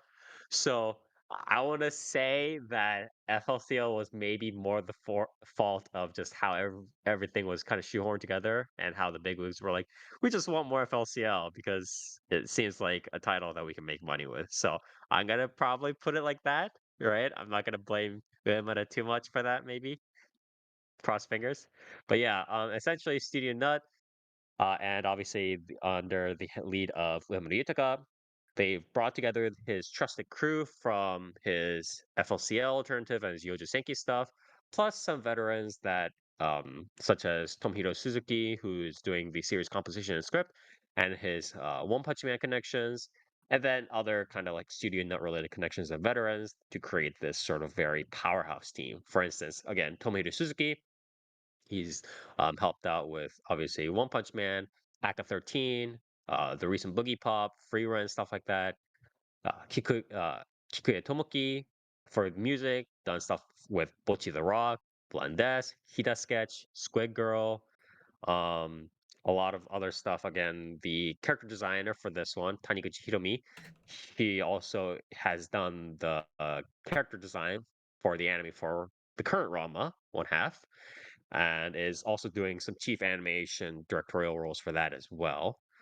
Um, Art director worked with Corazon, Decadence, Symphogear Season 3, Tokyo Ravens. Sound director has done everything from Megami-sama to FGO to Fate UBW to JoJo to Sword Art Online, blah, blah. Again, very, very, very strong veteran team. And I want to say it's probably, I'll blame how the big rigs want to shoe in. Bigwigs want to shoe in FLCL so much and how they want to kind of push for it over um sort of the art team getting squashed like that. I won't blame the art team too much for these things. So um but yeah. So very very big veteran powerhouse staff. That's kind of buoyed also by some the voice acting cast. The voice acting cast is some current top seiyuu or voice actor slash actresses, combined with a lot of veterans who have had a lot of experience with more kind of like supporting character voices. So obviously you have a top lineup of Fairuzai, Ishikawa Kaito. You have people like Tomatsu Haruka, Hirose Yuya, stuff like that. Tsuchiya Ryu, who did was currently voicing Madoka Higuchi in Animemaster Shiny Colors, or Higuchi Madoka in Animemaster Shiny Colors. But you all again have some like the other veterans who have done a little bit more supporting roles. You have someone like Iwo Nakamutsuki, you had Tsuchiya Hiroki, stuff like that. So a lot of kind of or yeah, Iwo Nakamutsuki himself. I think this is his first major like main role. A lot of his other stuff have been more like supporting roles. So yeah, so pretty interesting cast. And again, the staff is pretty good. Audio visuals, real quick. The opening is Ito. The song is Ito by Van de Schop. And the song itself, the audio is a pretty standard J-pop and a song by this three-man group called Van de Schop, and they formerly did a lot of like Vocaloid Peak kind of stuff. Was Utaite, but then they transitioned into making sort of more standard J-pop Anna songs. I think the song is itself is okay. The composition is okay. A little bit too much of the auto tune effect. It's almost hard to make out the lyrics of the song at times with how much auto tune they put in the male vocals. So maybe that's a little bit too much. Um, the visuals and the storyboarding of this opening are both quite decent, and they show off the cast properly. They show the good parts of the story and like what the story represents or what themes and what you're going to go through the anime are, which is really nice. But I think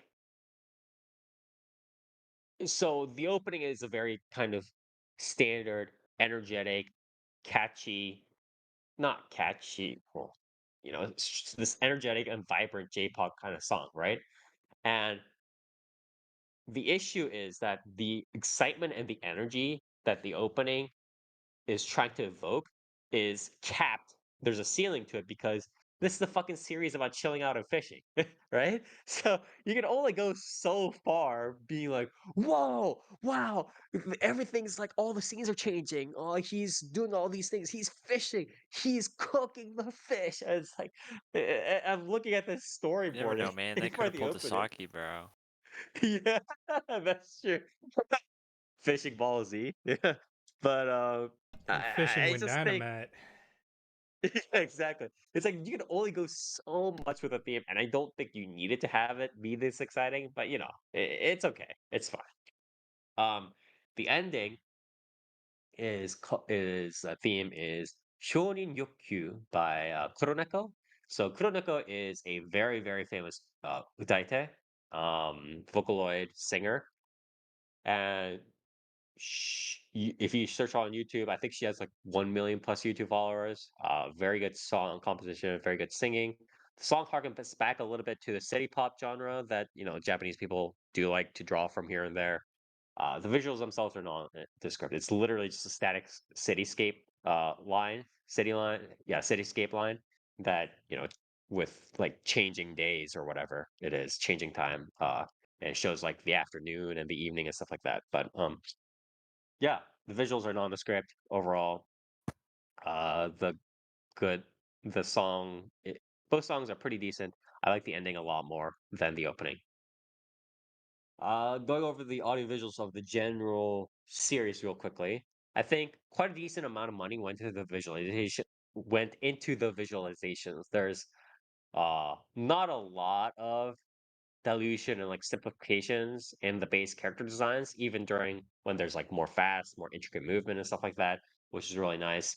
Although again, a lot of this is fishing. It's not like they're duking it out with villains and shooting, doing magic battles and stuff like that. A lot of it's kind of throwing the rod, doing stuff, whatever. And although most of it is that sort of fishing and small basic day-to-day movement, a lot of it has like more precise and detailed animation with regards to like finger movement, with regards to kind of like how they move their necks and like heads and faces and stuff like that. That would be expected in sort of your regular slice of life variant anime. So I do appreciate that. Um, I do like the character designs quite a bit. By Taniguchi Hiromi, as well as help from art director Ichikura. They help a lot with this sort of like visuals too. The character designs almost are somewhat reminiscent of almost like a Yoshinari Yo of Little Witch Academia fame style, or like an Okubo Atsushi of like Soul Eater Fire Force style. Although, obviously the designs aren't as busy because they're just like regular people. But I do like how the designs are, and I do like how it's not sort of as diluted when they're doing more busy animations. Um, One thing I will also mention that the 3D CG is pretty decent and it blends in well with the rest of the series, but I think that's less due to how the artist do it. Although obviously I will praise the artist for doing the good 3D CG, but I think it's also the fact that using 3D CG in a fishing series is just a really good idea. It's like I noticed this when I was watching. I was like, wait a minute, 3D CG in a fishing series is a fucking layup. It's a layup because uh, you can make the fish 3D CG and nobody will care because fish in the water, fish flying out of the sea, um, glistening in the sunlight, right? Glistening in the light, if you make that 3D CG, nobody will care, really, right? Because it's fish are supposed to be glistening. And you can have water motions, the lure and stuff like that. Nobody will care if it's 3D CG because it's all plasticky and round, anyways. The fishing rods and the boats, they can all be 3D CG. So everything, pretty much, except for just the character models themselves, can be 3D CG in the series, and nobody will care. It's fine. So I was like, wait a minute, these guys are fucking genius, actually. So it was a very, I think, good series to do 3D CG models and kind of be like, yeah, just do this 3D kind of anime. Even if they don't necessarily, blend it in perfectly, I think it was perfectly fine because again, nobody cares. Everything is glistening and plasticky when you're fishing anyways, so who cares? So it was definitely a very good application, I think, of the technology. So yeah. With that said, again, I'll go into the story real quick. So essentially, you have the main character, Tsunehiro Sasaki, who is just a frizzy-haired, um, Japanese kind of dude who is in debt. I think college student, I believe. Yeah, university student. He has large debt, and the debt sharks are kind of trying to chase him down. And he's just depressed. He's like, whatever. There's no point in living. his doctor tells him that he has only 2 years left to live. He's super depressed. He's just like, what the fuck? Everything's over. Meaning life is pointless, blah, blah, blah. And he gets chased by debt sharks and falls into the sea. He afterwards, he loses consciousness and wakes up later, and he faces two people who saved him, called a pink-haired dude called uh, Tsujimori, yeah, Tsujimori Takaki, voiced by Ishikawa Kaito, as well as a blue-haired kind of almost kind of pushy girl called Ayukawa Hana, voiced by Fairuzai. So these two people were fishing with their sort of fishing crew when they found him kind of drowning and falling into the sea and stuff like that, and they rescued him. And after some talking, he kind of joins our crew, starts doing a little bit of fishing, and off they go. And this is sort of a mix of ongoing, almost stream of consciousness. Like there's a lot of it's pretty much all slice of life, but there's some level of 50 kind of 60% of it is the slice of life, their episodic kind of being with the crew, him fishing, them teaching him fishing trivia. There's a lot of like different little fishing trivia here and there. And the other sort of 30 to 50% of it is him kind of reminiscing, retrospecting, introspecting about his life, how useless it is, and him talking about that with the pink haired dude again, Tsujimori, as well as the other fishing members, and kind of him mulling over what living life means to him and what he should do going forward. So the way I think about this series is that it tries to juggle a lot, a lot of balls. It tries to do the fishing trivia. It tries to show him doing the fishing, enjoying the fishing with the other fishing members. Uh, it has the kind of regular slice of life stuff where he's going around, he's interacting with the fishing crew, the fishing crew. He's interacting with the other dudes. He's going to like the park where he's eating or he's doing all these things. He has that. He has the part where he has to um deal with his like drama and his sort of like, "Oh, why am I even bothering with this? Oh, what are these guys all up, man? I'm in debt, like what the fuck can I do?" Kind of that sort of drama and introspection theme, right? Like why is life worth living kind of business. And then he also has these interactions, relationships with both the girl and the boy that the story is constantly trying to resolve, right? He's kind of like, oh, this girl is cute. What? Is she coming on to me? All this crap kind of stuff, right? Um, so there are those relationships to resolve. And then the pink haired dude is like really into trying to take care of the main guy. For some reason, I'm sure a bunch of BL dojins will be written, a bunch of yaoi dojins will be written about these two in the future. But there's a lot of that sort of things going on. So you have the relationship, you have the introspection and the life counseling theme, you have the slice of life, you have the fishing trivia, you have at least four balls to juggle here. And I personally think that um they're doing an okay job of it as much as they can with these four balls, but I just think it's a little bit too much. And I I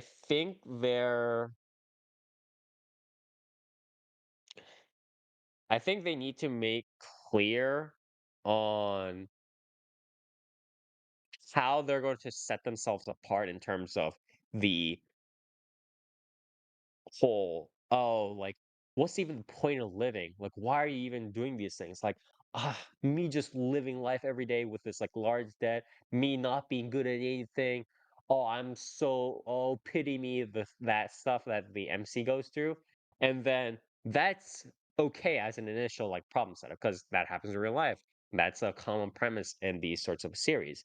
But the way that resolves and the way that the characters interact with a dude and the way that the anime shows a lesson to the viewers, like this is what this story thinks about that problem, right? That has to be resolved more quickly, and I don't think it's being resolved that well right now. A lot of it's kind of just, oh, um, like why am I even I'm useless, and like why are you guys here with me? It's like you guys think I'm just stupid scum. And then him being the main character being cringe and just running away and doing all that sort of stuff. It's like you're not my real friend. You were never my real friends all along. That sort of stuff is very cheesy. It's a little bit too much on the nose, and that needs to be resolved in a unique manner, in an organic, unique manner as soon as possible. Else it becomes a little bit the story becomes a little bit um iffy, I think, foundationally. The other stuff, but I mean, even if that sort of stuff gets resolved properly, I think just the overall balance of what gets screen time on in the story is just it's a little bit there's just too much to handle because the fishing trivia I think does need its a little bit of space, right? That requires, you know, 1 to 2 to 3 minutes at least. And then you have what is it? Um, you need the slice of life stuff that'll take, 5 to x number of minutes, and then you'll have the other like introspection stuff, and then they keep trying to push this like pink guy being a little bit very doting on the main character, and then the main character also being like, "Wow, this girl's so cute." Like that shit probably needs to go somewhere, and that will go somewhere. But I just don't think there's that much reason to push it that hard. If they want to push it, they should make a point of really pushing that and actually having like the characters evolve in that interpersonal relationship. But I don't think they're worried about that right now. I think they're kind of merely worried about the dynamic of, oh, what does fishing mean to you? That sort of general chill and fish dynamic, plus and that how that sort of conflicts with the main character being depressed and pitying himself. I think they're more worried about that, the writers, than they are about the other part, like the romantic relationship or like the pink dude kind of being like, oh, I like this main character. Kind of, I don't think they're interested in developing those interpersonal relationships as much right now, but they just have a lot of juggling to do, and I'm a little bit worried about how it's going to go. Right now, it's going okay, um, but they need to straighten out the whole how they're going to resolve the dude pitying the main character, self pitying himself all the time, and um, not just kind of fall into the standard platitudes and story development stuff. Oh, you're pitting yourself, but there's so much more to life. Like that sort of shit, right? Right, that a lot of stories tend to do. Um, they need to not fall into that. They need to make sure the story screen time balance is proper, and they need to either get that relationship stuff out of the way, or they need to kind of quickly resolve it. So they have a lot of organization to do, but I think the foundation in terms of what they're doing, in terms of how the characters are shaped up, in terms of just I don't hate the fishing premise. I don't think it's I think it has a danger of becoming very boring if the story isn't handled well enough. But I think foundationally, the fishing premise is okay, and it merges well with the, oh, why are you so depressed? You just got to chill out and fish. I think it kind of jives well with that. Um, I think overall they have the story has a good base that it can work off of, as long as again they organize well what I mentioned before. But they do need to organize that properly. If they do not organize that within the next I want to say 3 to 5 episodes, that would be what, like up to episode 6 to episode 8-ish, 9-ish. um they're going to be in trouble. The pacing is not going to work with a 12 episode anime, so they need to get that shit on locked in very properly. And they don't also, because it's an anime original, they won't, if the pacing gets screwed up and their story just goes out the window, they can't fault the quote unquote original writer. Oh, they can't be like, oh, sorry, the original manga was 400 chapters and we couldn't fit that into our anime pacing. They won't have that excuse. So, they gotta lock in. They gotta lock in. But I do think overall the audio visuals are pretty decent. The 3D CG being suited for the fishing theme helps a lot. I think the story has legs. I don't I don't really see the legs running yet, so to say. I and I there are a lot of hurdles that it still has to get over. I don't dislike the series, but I think it's just kind of starting out. It needs to go somewhere really. And um I would probably give this series currently a I would probably give this series a 5.5 out of 10. I think it is above average. It is above average, but I think there's still a long ways to go before it can really be a series that I would properly recommend to somebody and being like, wow, this is an interesting series that has good pacing, good story development, stuff like that I would recommend to somebody.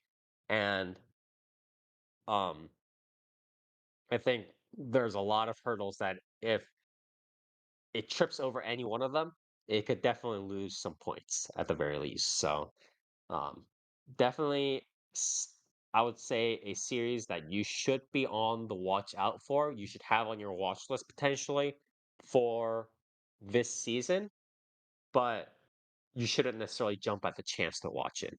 So, I think definitely a series that again has the base to go where it needs to go. It just needs to actually go there.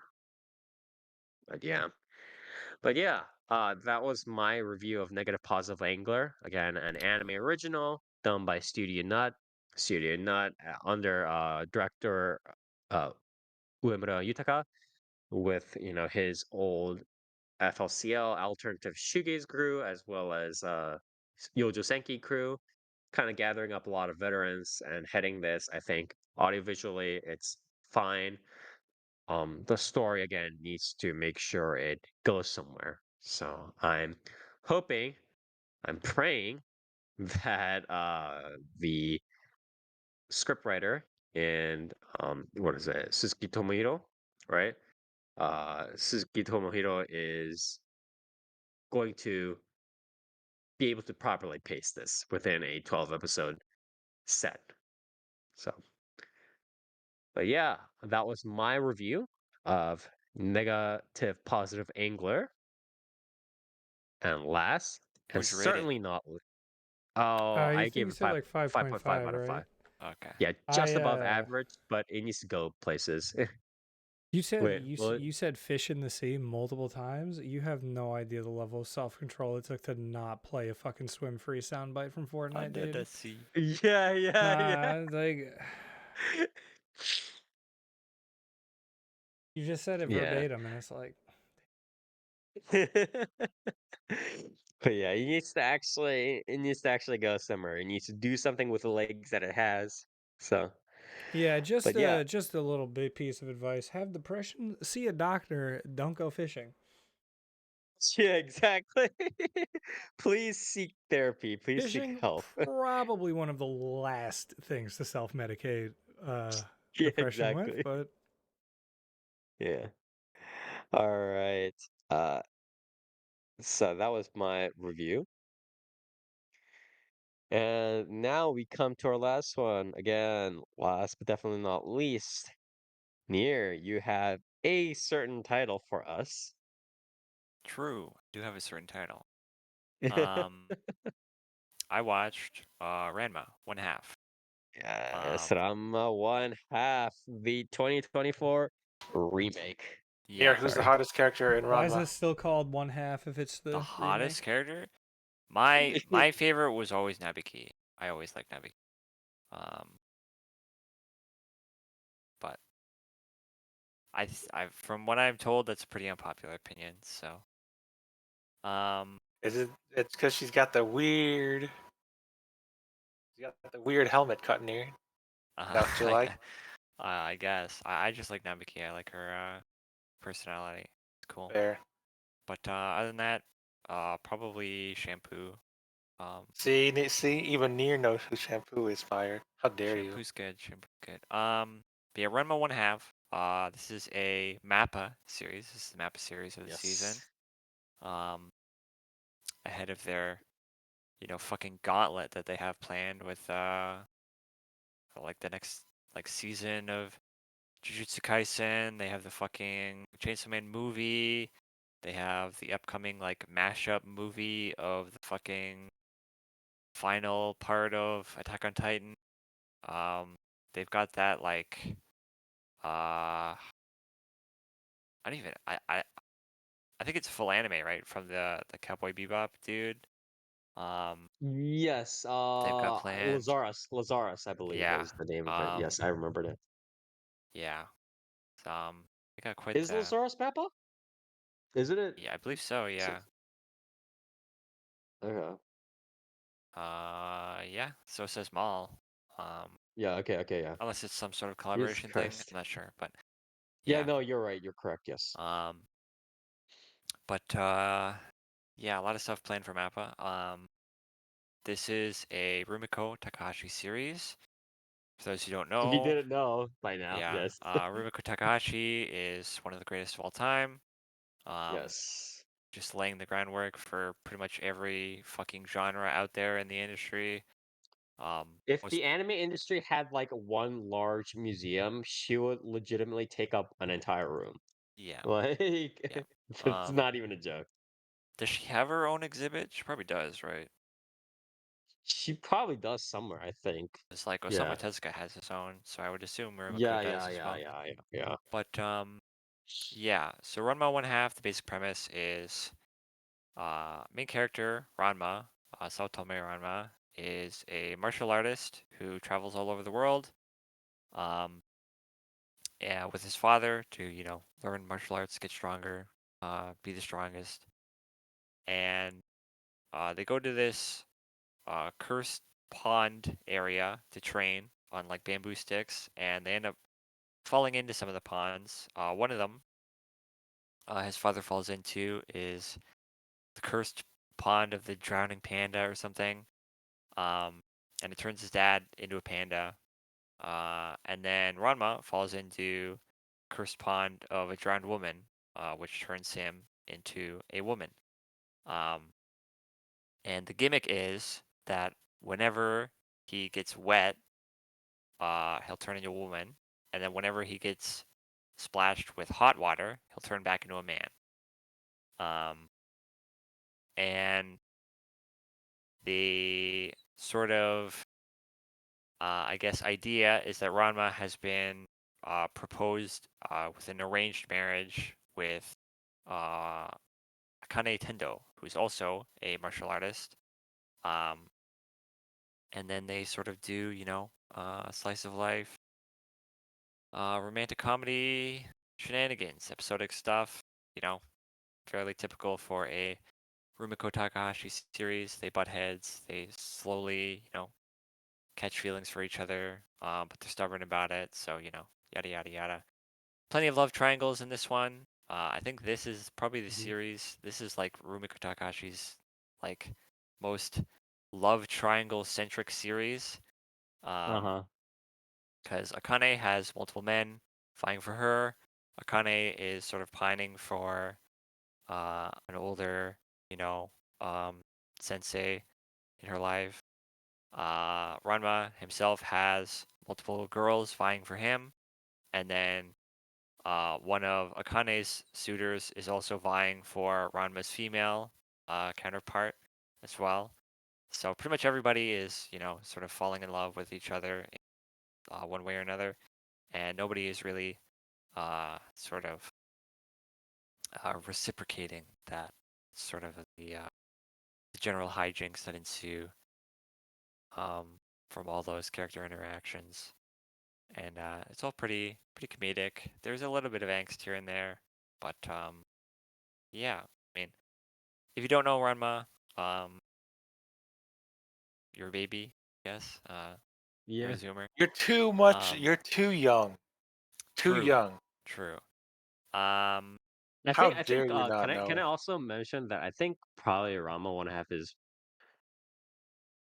the one out of Takahashi's works that is most closely um I guess aligned towards or aimed towards the sort of the type of young women is people like that who read a lot of like these shoujo magazine romance series, um, probably up until something like an Inuyasha, right? I Yeah. would say, Yeah. yeah, Um, yeah. I think Ranma is technically labeled as a shonen, but it's very balanced between the sort of yeah. shonen There's a lot of shoujo like really won't styles. say, oh, there's another Yeah. dude, blah blah, blah, yeah. Yeah, there's a lot of shoujo influence in this story, while Hmm. also still being a shonen. Um, I guess a lot of the sort of comparisons I'll be making to this will be the modern counterpart, uh, to the modern remake Just yes, of Urusei uh, Yatsura, yes, which was done by David Productions. Um, yes. and there's some pretty interesting differences in the way these two projects, I guess, were handled. Because back when I covered Urusei Yatsura, um, it was I refer to it more as David Productions sort of doing a almost like greatest hits run of the Hmm. episodes, right? Whereas I feel like Ranma One Half is a bit more of a straight readaptation, at least so far Oh, in okay. the current episodes that are out. I think Hmm. that is probably more due to the fact that Ranma's story is a bit less episodic. It's a bit more structured, at least in the early segments. There's a lot of Yeah. characters that need to be introduced. There's a lot of setup for the character dynamics as well. Like I said, there's a lot of like love triangles going on here, so you can't really skip over the sort of initial introduction of a lot of these characters, since you know it would be kind of weird to just have a character show up that's in love with Ranma and like there's no explanation, right? Yeah. So a lot of the early episodes are a bit more um aligned with the original airing and the original manga. There's a bit less truncation and cutting of the fat here and there, which Oh. is interesting. Visually, it's quite a bit different. Urusei Yatsura was pretty faithful, I'd say, while also taking a new sort of modern um, styling to it. Whereas I feel like with Ranma One Half, Mappa was very much like, well, you know, people probably still want the big poofy hair, the big eyes, right? So Yeah. The it does spot very style. much Yeah. look retro in its sort of character designs and art style, while But it's having just the palette and yeah, like cleaner yeah. cleaner lines, obviously higher definition, um, you know, a Yeah. bit more brighter People colors, really just want like an HD remaster of pretty of the much, yeah, of it, the it is audios. it Yeah. is effectively just the old anime reanimated almost. Yeah. There's some cool visual gags We're that they just lucky do. it's not if it's 60 FPS kind of vibes. Yeah. Yeah, yeah. Yeah. There's some cool, interesting like visual gags that they do that I'm sure uh, techniques at the time just weren't quite ready for. There's a lot of interesting style switches here and there. Um, Mhm. there's a really cute gag in episode 2 when what's his name, Kuno, the kendo guy, sort of confesses to the female half of Ranma, where the art style kind of shifts to almost like a manga panel, where the shading is done in like a pop art style, um, which is really cute. Um, I'll put a screenshot in the DM just to Mhm. visualize it. It's really cute. I will say, uh, the Ranma manga, Oh, okay, that's cool. the That's Ranma cool. manga Yeah. never looked like this. I'll say, Yeah, the yeah, Ranma yeah. manga used a lot more solid blacks to shade. The pop art It shading reminds me was, a little bit of the Urusei Yatsura kind of opening slash yeah, not opening. I forget if it was opening or ED, but it was like that plus like where it kind of showed it in a pretend like manga like yeah, yeah. strip kind of version. The Yeah. pop art sort of shading was a lot more common in the Urusei Yatsura manga. Um, but it's cute that they did this. It's cute little visual gag. But yeah, in terms of the audio visuals themselves, obviously it's map series. They're quite good. Ranma as a series isn't exactly like an action-packed series. It doesn't really need crazy Sakuga everywhere. But due to the fact that it is a series, sort of centered around martial arts, there are a fair amount of fights. So it's nice that they got the treatment that they deserve. They look quite nice. They're very flashy. Mhm. I will say the original anime had Ranma animated in a way that, typically when he fights or when he dodges stuff, he moves in a way where he almost has like no gravity to him, right? He's like light as a feather. He's very floaty. He almost flies, right? And Mappa Mhm. did a really good job of uh, you know, doing that in the modern way, in the modern style. The way he moves is still very floaty. It's still very, you know, um, cartoonish. It's quite good. Um, as for um, the audio, the music is pretty good. It feels very old school. Um, I think that's largely due to the fact that um, who's this guy, right? Yeah, the music is done by Kaoru, who worked on the original Inuyasha. He worked on stuff like Princess Tutu. Um, what was it? Yeah, Record of Lodoss War. Um, so he's an old head. He's done a lot of older stuff. Um, and it definitely seems like they wanted more like sort of old school style soundtrack for this as well.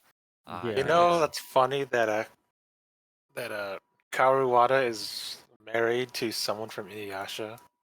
Oh, really? Yeah, he's married to Akiko Nakagawa, who Right, right, right, voiced Sota, Higurashi Sota, Sango's right, little brother. right. That's weird. Yeah. Yeah, the music is quite nice. It's very light, lighthearted. Um, yeah, fits very well. The OP ED, the OP is sung by Ano, who's pretty famous singer. The song is quite Somewhat famous, catchy. yes. Yeah, I like the song quite a bit. Mhm. The OP itself is pretty fun visually. Um, I will say I think Urusei Yatsura's OP is better, but that might just be the fanboy in me. I don't know. The ED I is disagree. yeah. Um, I'll say I think it's I don't know I don't even know if this is a hot take. I think every single one of Urusei Yatsura's openings is more iconic than any Ranma OP ever. I'll say So that. that's it's pretty. Hot take. Hot take. Inuyasha has the best openings. Um, Maybe. I don't know. I I One don't. think and five. Inuyasha I has think good openings, but I Inuyasha's think I yeah. think Inuyasha's EDs are godlike. Um, I don't know, man. Change the world. Woo! That one's a spicy one. Both English and Japanese versions. I will I think say Also, Inuyasha part of it Fukai is hot. affected pretty Fukai heavily. Mori is one of the tops of all time. I'll say that much. Yeah.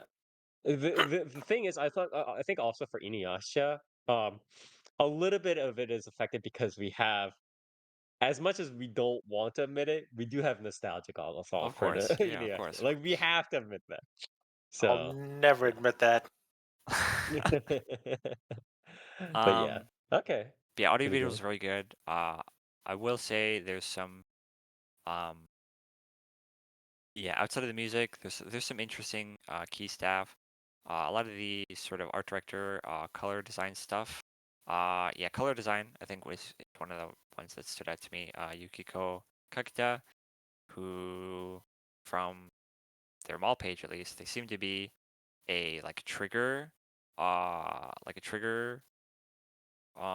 mainstay that's seemingly recently moved over to some MAPPA projects.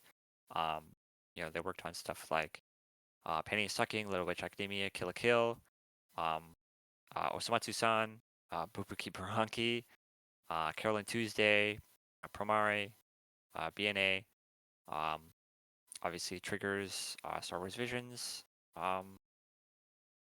episode, Cyberpunk Edge Runners, and then recently they did Butchigitty. They worked on NegaPos the Angler, and now they're doing Ranma 1/2 as well. So interesting. The director has a somewhat interesting track record. They, I guess, mostly got started on the original Sailor Moon, way back doing storyboards, episode directing, stuff like that. And then they moved on to working on 200 episodes, 278 episodes straight of One Piece. What the fuck, man? And then they did a handful of projects, some random episode directings on stuff like Zombieland Saga, a couple, I guess, Attack on Titan episodes, and now they're on this. So interesting, sort of track record. Mhm. Yeah. As for the voice cast, which is another pretty cool, pretty interesting aspect of this series, is unlike Urusei Yatsura, which recast effectively every character in the series, right? Yeah, they pretty much had the more modern cast, yeah. The pretty much all of the main cast in this is reprising their roles. So Ranma, Yeah, I saw that. Yeah. I believe both the male and female voices for Ranma are reprising their roles from the original. Kape Which is- Yamaguchi still got it. I mean, Yeah, which is he's- crazy because I'm not gonna lie, it sounds like the dude hasn't aged a single fucking day. He's Like been his Yeah, it doing voice, makes you it's one of these castings where it really makes you respect the capacity of voice actors and yeah, actresses. Ranma sounds almost exactly the same as he did in the original. Actually, kind of scary. that Yeah. dude's still doing Usopp. I mean, Yeah. he's still got it. Yeah. Akane is still being done by Hideki Noriko. One of the fuck man, she has such a long track record. She's one of the goats. She did Noriko Yeah. back in Gunbuster, and she's been in a lot of roles since. All of these people have been in pretty much like 50 billion roles by now. Yeah. Is The couple What that name have name been Noriko Hidaka's best role near? probably Noriko from Gunbuster. I would have said I from Super Monkey Ball. Okay. Also, Noriko from Gunbuster. I'll take that. Yeah. I think the couple that have been recast are Kuno, the kendo guy. He's done by Sugita now, I think. I believe his original voice actor passed in 06, which is unfortunate. And then the guy that they recast him with for the 08 OVA, I guess, decided not to reprise his role. I think Dr. Tofu has been reprised as well. He's being done by Morikawa Toshiyuki. Yeah, I think Shanpu's voice actor is the same, although she hasn't shown up yet. Kasumi and Nabiki's voice actors are the same, I believe. Although I will say, Nabiki's voice is probably the one that I feel has aged the most in terms of her voice. She definitely sounds older, right? Which I think is for some of these people it's a little bit hard to avoid just because of their age, I think. Not yeah, of even course. because it's like But it still works, I think. It's still a fitting voice. yeah, It doesn't sound like jarring or anything.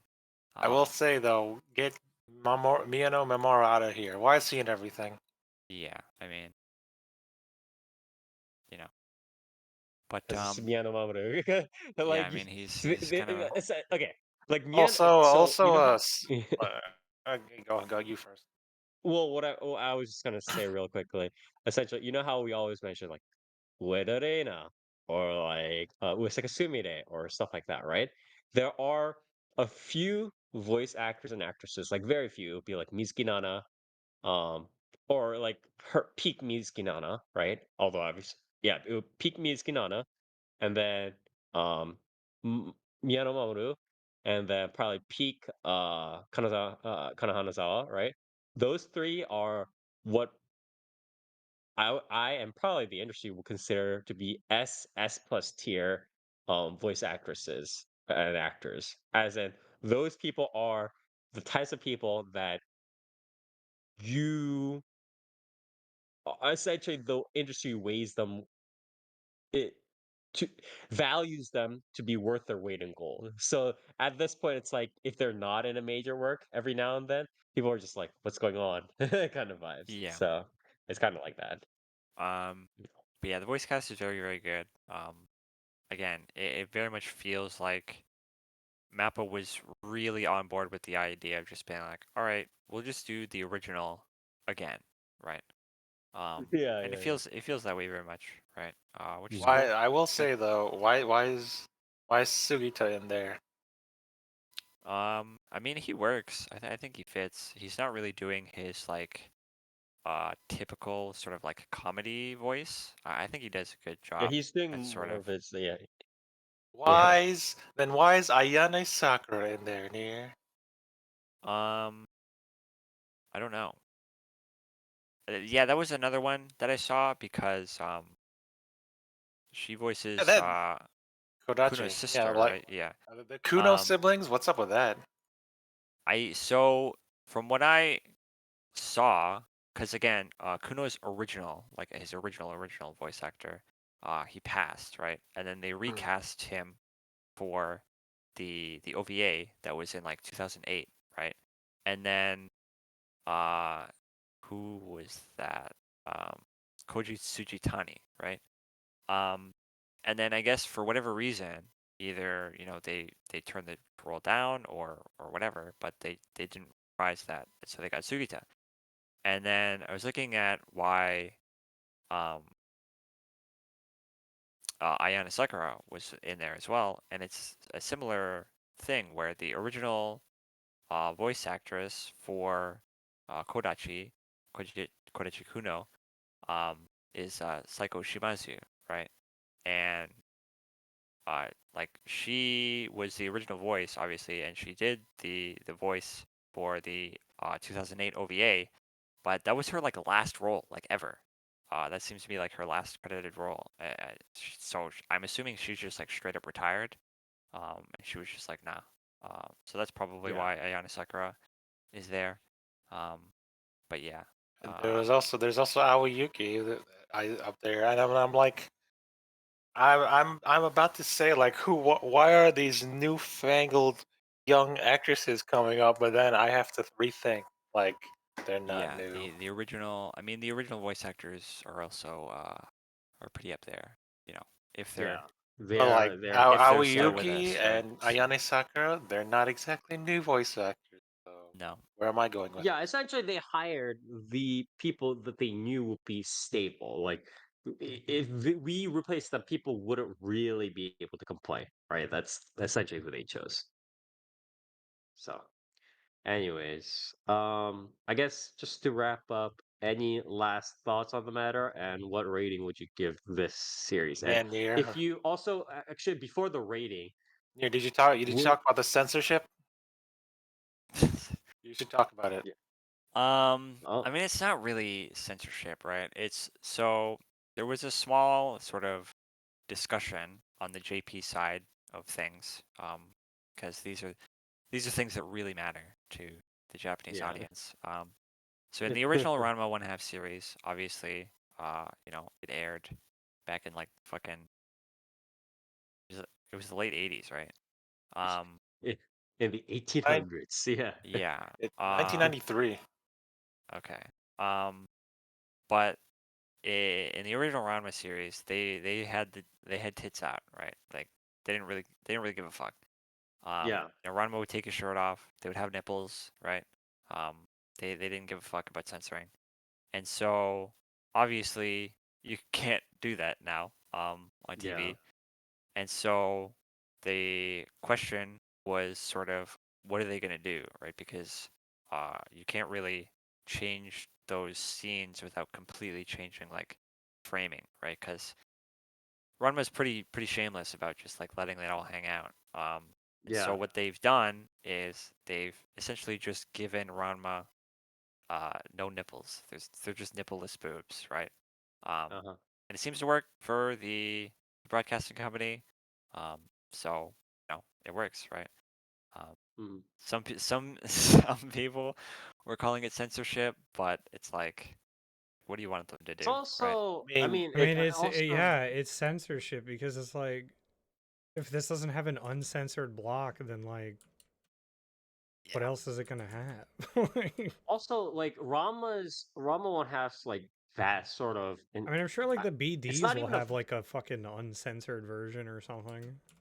yeah, but Maybe, I mean, but even if it was censored, the whole point is like, it's not really like a sexual thing. You know what I mean? So it's yeah, the whole point of Rama won't have like the people. Let's say you liked All harem right, but or like, you what if like I'm a what? certain. Listen, dude, what if like when is What this if I need to airing? jerk What it time? What to time Rama? slot is Yeah, this? yeah, exactly. What if hey it's like? man, hey It's man, probably on 11 gender o'clock bender's series. been Yeah. on a rise recently What if it's like 7 o'clock in the past at 30 night? years.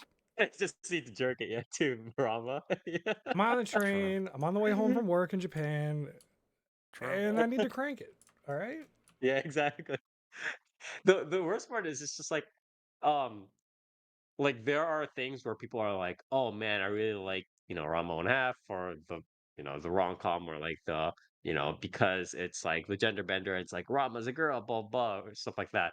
But I don't think I've ever heard anybody being like, Why whoa, doesn't I he have some need to see fucking Rama's decency? titties. Yeah, I'm gonna I be need to the see Rama's opposite. I'm gonna titties play right devil's advocate. now. I'm gonna say, why doesn't he have some fucking decency? Have some shame. Yeah.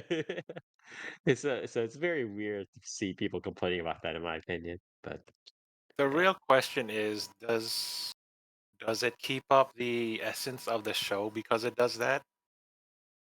What do you mean? I mean, because like it doesn't like show nipple because what? Or do you mean Just like just because they're gone, like does it still keep the essence of the show not rather than just showing like I don't know, white like lights or something? yeah, like a fucking laser beam? Yeah. yeah, I Um, think I think ultimately whatever I censor mean, would have come in my they've done opinion, this is method is a lot more natural than being like yeah. having like weird, awkward camera angles where a character's shoulder is covering up like the chest or whatever. Ultimately Like, it's all cheesy, but it was never like that was never meant to be the point to begin with, right? It was yeah, like Rama showing off the titties, right, is a point in the sense that it's like, oh shit, Rama's a girl and she's doing that stuff.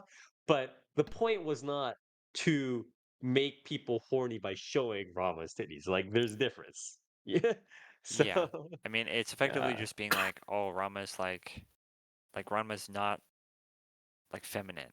You know what I mean? Yeah, like Like crude. Yeah. even when he's in his like, female, gender bent form, like he doesn't behave like a woman, right? He doesn't Yeah. cover up. He Like doesn't Rama care. is not a smut series, right? Like Yeah. this is like what are we talking about So, here? you know, Yeah, exactly. So there's shower scenes here and there. But yeah. it's more It's of not. like it's more of the gag of like, oh, Ranma's walking in the shower, um, and it's, like Akane's sort of weirded out because she doesn't know whether to act like, he's a man or a woman kind of thing. It's like a weird. It's hard to explain, right? Yeah. Unless you just watch it, but like it's not really. It's not like an ecchi series, you know what I mean? You Where the think gag is Yeah. the gag isn't like, dude, boobs. It's more of Yeah, yeah. It's like just like he's a I girl. can't believe Like you he's a girl do now. this Yeah, kind of thing. exactly. Yeah, like Yeah, yeah. um, but yeah, um, Yeah.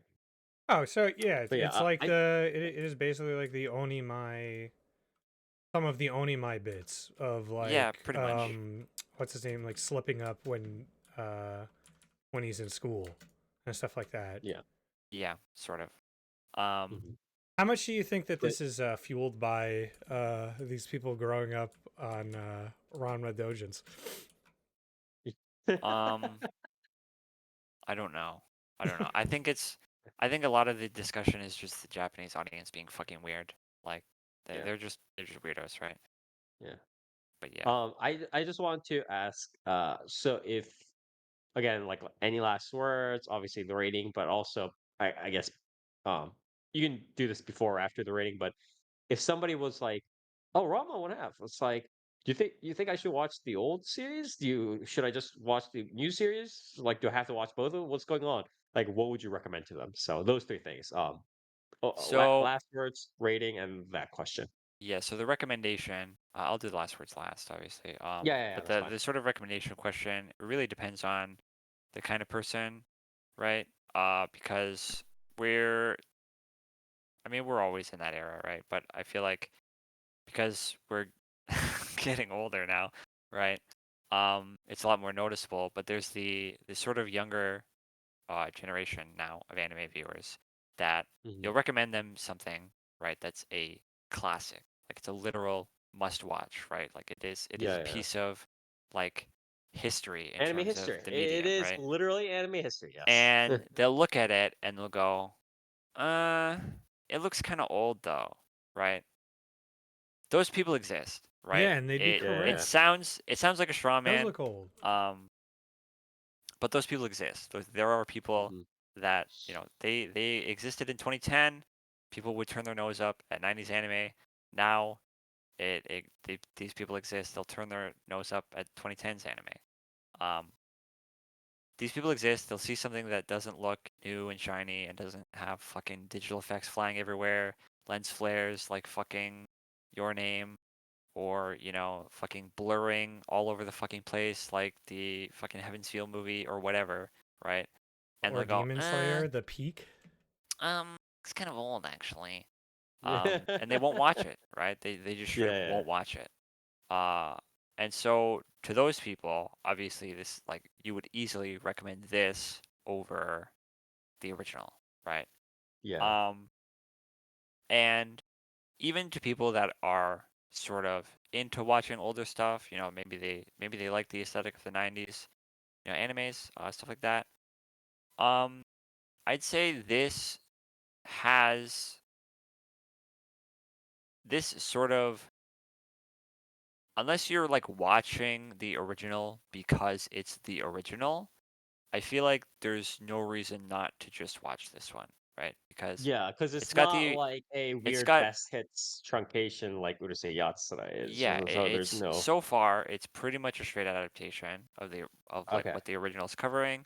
Um, it's very faithful to Do you think it's the gonna get original. multiple It's got, seasons like Urusei Yatsura? I wouldn't be surprised, although I This would. is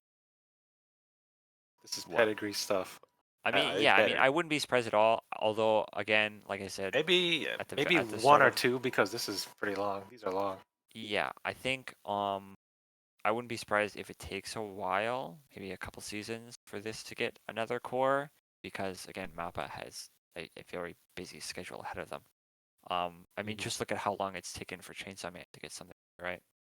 Right, exactly. Right, like they're kind of swamped with dealing with fucking Jujutsu Kaisen, right? So, um, I would not be surprised at all if this gets another season, maybe a few seasons, right? Because Rumiko Takahashi stuff is popular, as we've Their seen. older stuff is popular. Yeah. I'm saying. And Mappa stuff is popular as well. So, like, I wouldn't be surprised if this is pretty successful, gets a few seasons, but it might take a while. But yeah, I mean, if somebody checks this out and they're like, I like this a lot, I would not hesitate at all to just be like, the original's right there. It's got like, I think it has like fucking, what was it, like almost like 4-year runtime, something like that. It's got quite a few episodes. Not quite as many as the original Urusei Yatsura, but it's got a lot of episodes. Yeah. So there's a lot of content to bite into with the original. There's the movies as well, which are very, very good. So Just saying the Rumiko OVAs too. Yeah, of course. Or is it Um, Rimiko? What is it? Rimiko World? Rimiko World. yeah. But yeah, I mean, if I would say in terms of recommendation, I would probably recommend this first to the average viewer. And if they like this, then I would, point them at the original for more to bite into. But yeah, it's a very easy recommendation over the original just because like so far it's very faithful. There's not like there's a lot here that the original also has, right? So, um, yeah. Between this and Ursa Yatsura, which is the better, I guess, introduction to Rumiko Takahashi, you would say?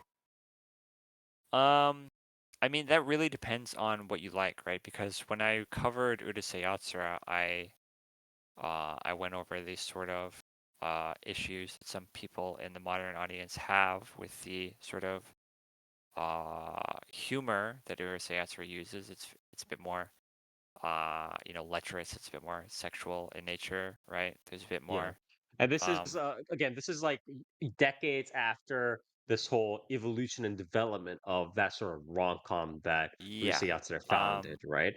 Ranma doesn't have as much comedy like that. Obviously, there's a bit here and there.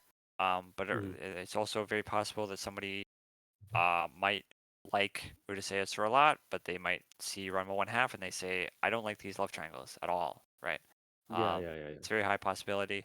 I think, Rumiko Takahashi's sort of repertoire is quite broad.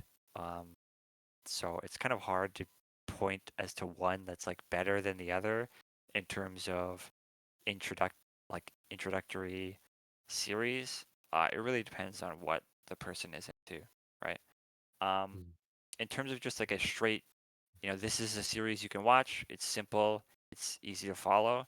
I think this one's probably a little bit better than the current, like modern remake of Urusei Yatsura, just because it's a bit more structured. Um, but yeah, it really depends on what the person's tastes are, right? Mhm. But yeah, overall, final words. I like this series a lot. Again, Ranma 1/2 was never really my favorite Rumiko Takahashi series, but I think Mappa did a really, really good job here. Very faithful to the original. There's a lot of really good visual gags here. I think Mappa did a very good job. It looks good, sounds good. The original cast returning is very fun. Yeah, there's a lot to like here. My overall rating, I mean, it's hard for me not to just straight up give this a 9, right? Because it's Rumiko Takahashi series. It's done really, really well. Um, there's really nothing that I can nitpick about this, to be honest. So it's Mhm. it really highly rated in my book. So Oh, so what's next, Near? What's the next Rumiko Takahashi series that's going to be remade? um I mean I don't know. They probably won't do Inuyasha, even though it's like really big, right? I feel like do they might revisit um fuck, what was it called? You do it, Near. You can say it. It's French. I don't speak French. Um they might do, yeah, they might redo Maison Ikoku, right? I That's feel like they might really. revisit. I've been waiting forever for a remake of that series. More Yeah. more than Ursa or Ranma. Been waiting Uh, forever. It's one of the best. Hot take. Top 5 best romance series. it's quite good. It definitely deserves a modern a modern adaptation for sure. But yeah, I feel like Maison Ikoku is probably next It up better be. if like because I feel like Inuyasha is still like it had Relatively the sort of fresh. I yeah, mean, we it just had that sort of gotta. after story series, right? Um, Yeah. so yeah. But yeah, Maison Ikoku would be really nice. Because Maison Ikoku was made like around the same time as Ursa Yatsura, so Yeah. I've been waiting. Anyways, And any last words, Sneer? No, that's pretty much it. is she the greatest female mangaka ever created? Near ever I created? would say, I mean, she's definitely the most influential, right? She's definitely like the most iconic for sure. She's pretty up there, definitely. Who's the one that keeps showing up in movies that I don't like? It's not Nisio Isin. Who's the other one? In movies? Yeah. I have no idea. Uh, Like live action? no, anime movies. Oh. Like random ass anime movies. Like Koi no Katachi was who's that? Um. No, I don't know. That's not the one. Wasn't Koi no Katachi. Who did Your Name? Makoto Shinkai. Is that a chick? Yes, Makoto Shinkai. No, it's not a chick. Never mind. Let's screw that guy. I was Yeah. Screw. He just put himself into the girl's body because of a different timeline. I That's don't all know, that man. happened. True. Your Name, Weathering with You, Suzume. Oh, I don't like Suzume. Yeah. Hot. Here's a hot take. Screw Makoto Shinkai and screw Nisio Isin. What was that Jesus Zodiac Christ, bro. series? Gonna get us What canceled. was that Zodiac series? Not Saint Seiya. Zodiac series? Are you talking about Kekai Sensen? the? No, not Kekai Sense. Are you talking about the one with the necromantiste? The bunny dude? What was that called? I don't know. The like Zodiac. I know who you're Junie talking about. Tyson? Was it The- Junie Tyson? Yeah, Screw Junie Junie Tyson. Tyson. Yes. Was that also The Makoto Shinkai and Nisio necromantis. Isin? God damn it. I What a don't know. Where am I fucking going with this? absurd series. I have no Yeah. fucking clue where you're going. Yeah. But Anyways, I do want to wrap it up, but thank you very much, Nier, for helping to cover Ramo and a half. I know Yeah, it's I'm not near. I- I'm just saying. If my Sony Koku shows up, I'm taking that. You won't never take that from me. all I right. think I mean, Mason Kaku will probably show I up, offered but this one to you too, and you were like, "No, you take it."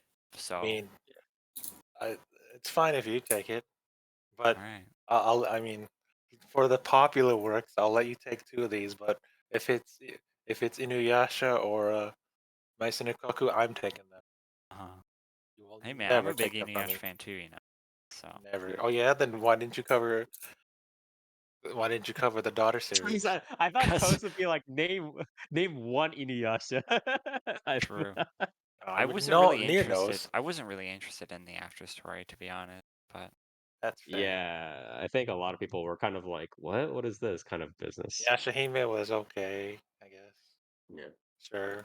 Eh, Yeah, anyways, I do want to move on. Thank you very much, Nier, for helping to cover Rama 1/2 again. I know it's not an easy series to, I think, review, right, in terms of just it being such a big name.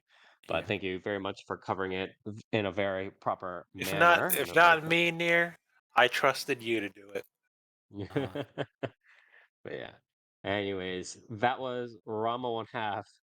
Again, the 2024 edition, similar to again how Urusei Yatsura was covered.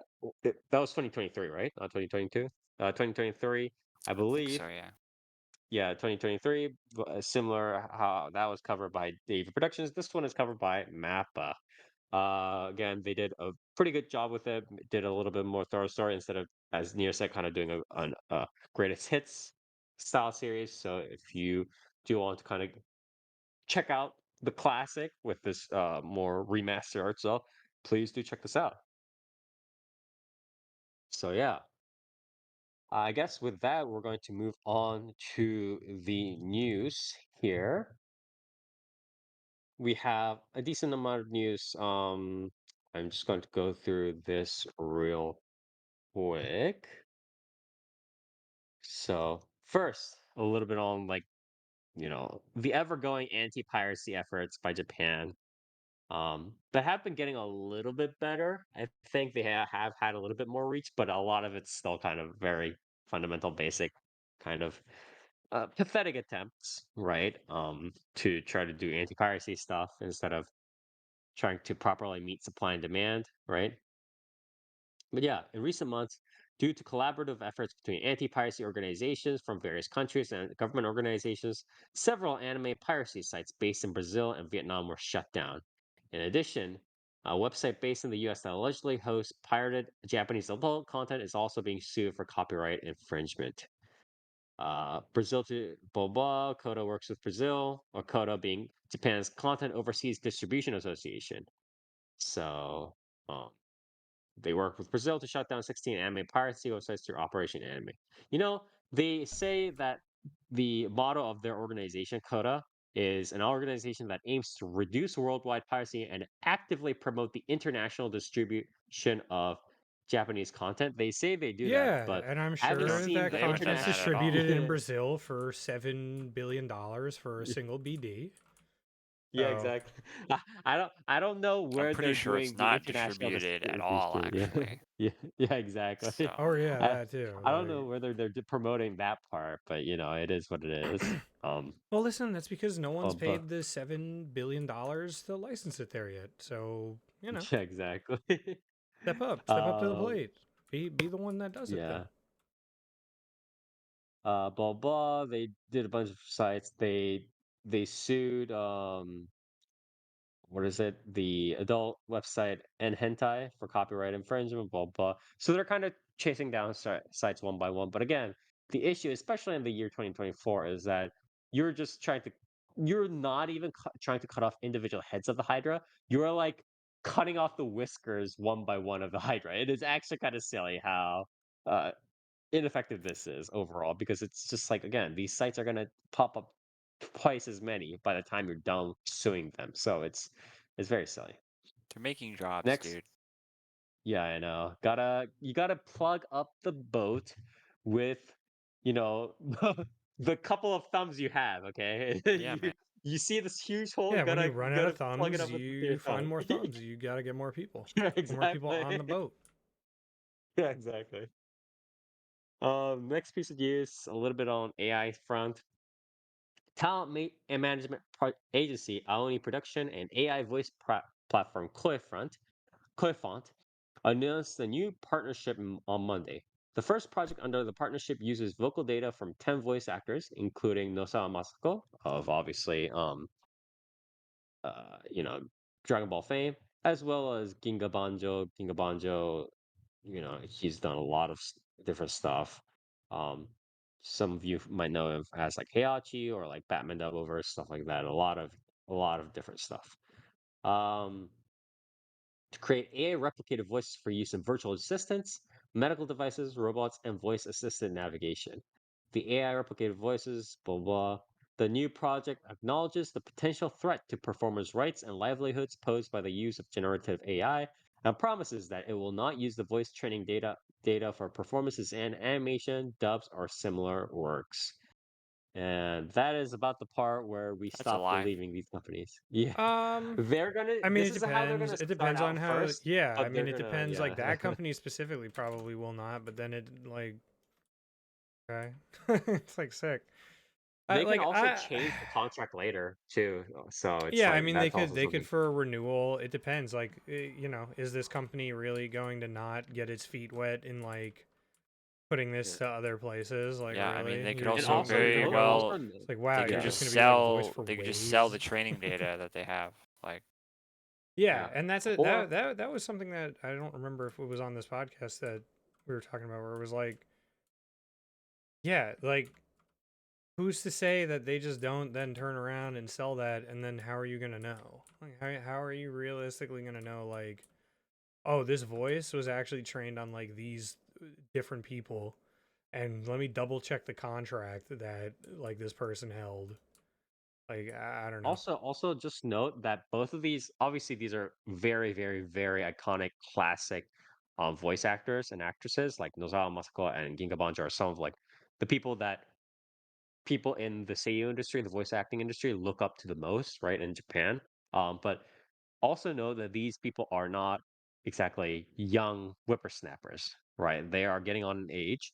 And so what I'm afraid of is after they pass away, then like years later, we're just gonna suddenly hear them that like the family has sued the company for because the company has like just sold out their voice and done whatever Oh, that's I mean, $100% stupid there's shit, gonna which I also wouldn't happen. be. Yeah, Like there's also the reality that because these two are older, yeah, um, they probably don't really they'll be know pushed. exactly what they're signing. Yeah. They You know can what I be mean? pushed to do stuff a Yeah, little bit more. Yeah. like they probably don't really Um. understand the tech. So Yeah. We'll have to see. And then also on the same front, on that sort of push, a number of Japanese voice actors formed a group called No More Mudan Seisei AI, or also No More Unauthorized Generative AI, and launched the group's official social media accounts on Tuesday. The group's YouTube channel posted a part zero video featuring Nakaryusei, who actually does Frieza in the Dragon Ball series. Um, in the 20-second video, blah blah, Nakao said that he was surprised that his voice was being sold without his permission, and added that his voice is his livelihood and his life. Blah blah. There are other people who support the organization. Yamanada Koichi, Kajiyuki. Kajiyuki has actually started his own his own like media project or whatever it is, doing his where he's like using his own AI voice to create songs or whatever, right? Namikawa Daisuke, Fukuyama Jun, Romy Park, stuff like that. They all kind of joined under this. And um, so I think there's a lot of interesting stuff going on. I think the sort of AI headed, or sorry, this, what am I saying? The voice actor headed organizations will obviously be a lot more careful in terms of not messing around with the voice actors' works and just selling them off wherever. But what I'm afraid of is that obviously these companies, other companies like say Karakawa, Aoni, um, anybody that's under say the cyber agent branch, right? They're going to have so much more power than these smaller voice actor organizations. So I'm just afraid that they're going to get overruled or they're just going to get ignored, and then the companies are just going to be like, "Oops, I use the AI. Do you guys want a settlement? I guess, or Yeah, just kind yeah, of ignore them." And it's just that's gonna what be I was like, saying yeah, about. I think in my call out last week, where it was just like, yeah, like these fucking, like the real issue is gonna come down to something like that happening, where it's like, oh yeah, well guess what, your fucking aid, like your company, like oh man, you have the voice of Frieza. Yeah, I don't really fucking care because like this other company has like 500 fucking voice actors that have like under them that have given up their rights for this, and I'm just gonna go with that then. And then like you guys can have your fucking, you know, your small business here, but you're not gonna get picked up by anyone because two or three yeah. companies It was the now same thing have with way better it training. was yeah, it was the same sort of business not business model, but the idea of that where we talked about that about the future of writers under the same situation as the Sexy Tanaka-san author, right? Um, where the more the companies consolidate, especially, the companies can just be like, you don't want to deal with our AI, you don't want to deal with our editors and like publishers kind of being mean to you. Yeah, fuck off. Like, Yeah, it's like, yeah, don't okay, don't we're talk to me or my literally the industry ever only again. business in town, so Yeah. Don't talk to me or my anime industry ever again, kind of business. So oh yeah, because it's again, like, oh, you guys are voice actors? Not anymore. yeah, Like, exactly. okay, like, are you Yeah, if especially you since aren't voice getting any work? actors are like, yeah, getting have huge ups and downs in their like voice acting like work amount anyway to begin with. So, any work that doesn't come in is very um can be fatal essentially. Yeah. So, yeah, yeah, That'd we'll be. have I to mean, it's see. good. It's good that they're doing anything to push back. It's just that I would hope that people still keep in mind like the issues of consolidation more than anything. But I don't. The other thing is I don't expect the Japanese government or really any government to really do that, considering none of them are. Um, Mhm. you know. Yeah. Next piece of news, a couple of Harvey Awards. So the Harvey Awards are, I guess, American-based, New York-based, I guess. Uh, a set of awards which honor outstanding work in comics and sequential art. So first thing they announced on Monday that they will induct the late manga creator Toriyama Akira as one of the 5 new members into their Hall of Fame this year, alongside Arthur Adams, Sergio Aragones, the late John Buscemi, and Larry Hama. So obviously Toriyama, being the artist behind Dragon Ball, again passed away a couple of months back. Uh, but yeah, I'm glad that he got inducted into the Hall of Fame here. And then also the Harvey Awards announced the winners of this year's awards at the New York Comic Con on Friday. So Delicious in Dungeon by Ryokokui, also known as Dungeon Meshi, won the winner of Best Manga category. So congratulations to them, and obviously very well deserved. Where's the Moving Tokyo on here. Ghoul reward, dude? The fuck? Yeah, for most adult manga Where's the series. Tokyo Ghoul sweep? Yeah. 50 state C for Tokyo Ghoul. Yeah. Oh yeah. But next some business stuff. Asahi production announced on Friday. Hold on, Again, Spire. Asahi. Who do you think else would get a Harvey Award in their lifetime? What? Who else? Oh, Steve Harvey. What what other prolific mangaka will get one? Maybe Oda. Yeah. yeah, Oda probably. I'm Oh, surprised he hasn't gotten it yet, to be the honest. series isn't done yet. That's why. Maybe Yeah, when it's done. that's why. Yeah, I guess. Yeah, maybe. But yeah. Oh, who else? Asahi. What about Gege Akutami? No. Why not? Nier? How dare He's you? washed, dude. He's washed. Why, Nier? You hate the ending? I don't even know what the ending is. Yeah, me neither. I saw Hey, if people you were did, mad at it, but if you don't know who I'm talking about, that's the Jujutsu Kaisen author. Yes, yes. What about Um, Horikoshi? Nier? is that? Is it Horikoshi? Yeah, right. What did they do? Am I thinking of the wrong person? I don't know. Honestly, the My only mind's like blanking. closest I'm one talking. other than I'm Oda and talking like the about others. the Boku no Hero My Academia Oh, mangaka. dude. I think even the names you're mentioning will probably pale compared to like probably Gotoge Koiharu, right? Who's like the Demon Slayer author, right? I think that would I be the don't. closest you would probably get to before you kind of jump in the power level scale to someone like an Oda or like an Toriyama, What right? about Yeah. Kinoku Nasu? I trust that guy with my life. He's also not a mangaka. Yeah. And Gen But Urobuchi. yeah. I trust those two with my life before I trust those I Horikoshi and wouldn't do that. Gege. What? Yeah. I would. But I've already entrusted anyways, my life near. It was preordained 24 years ago. 21 years ago. Jesus Christ. Yeah. 21? When was Yeah, it? I think so. I do want to move on. But yeah, Asahi Production, again, a lot of second key animation in between finishing works. Finishing animation company announced on Friday that it has signed a business partnership agreement with anime Studio Pierrot to strengthen the stable system for stable production of high quality anime works. So the number of television anime titles produced has remained at around 300 per year since around 2015. The company added that there is a demand for titles produced to be of higher quality using more advanced technology.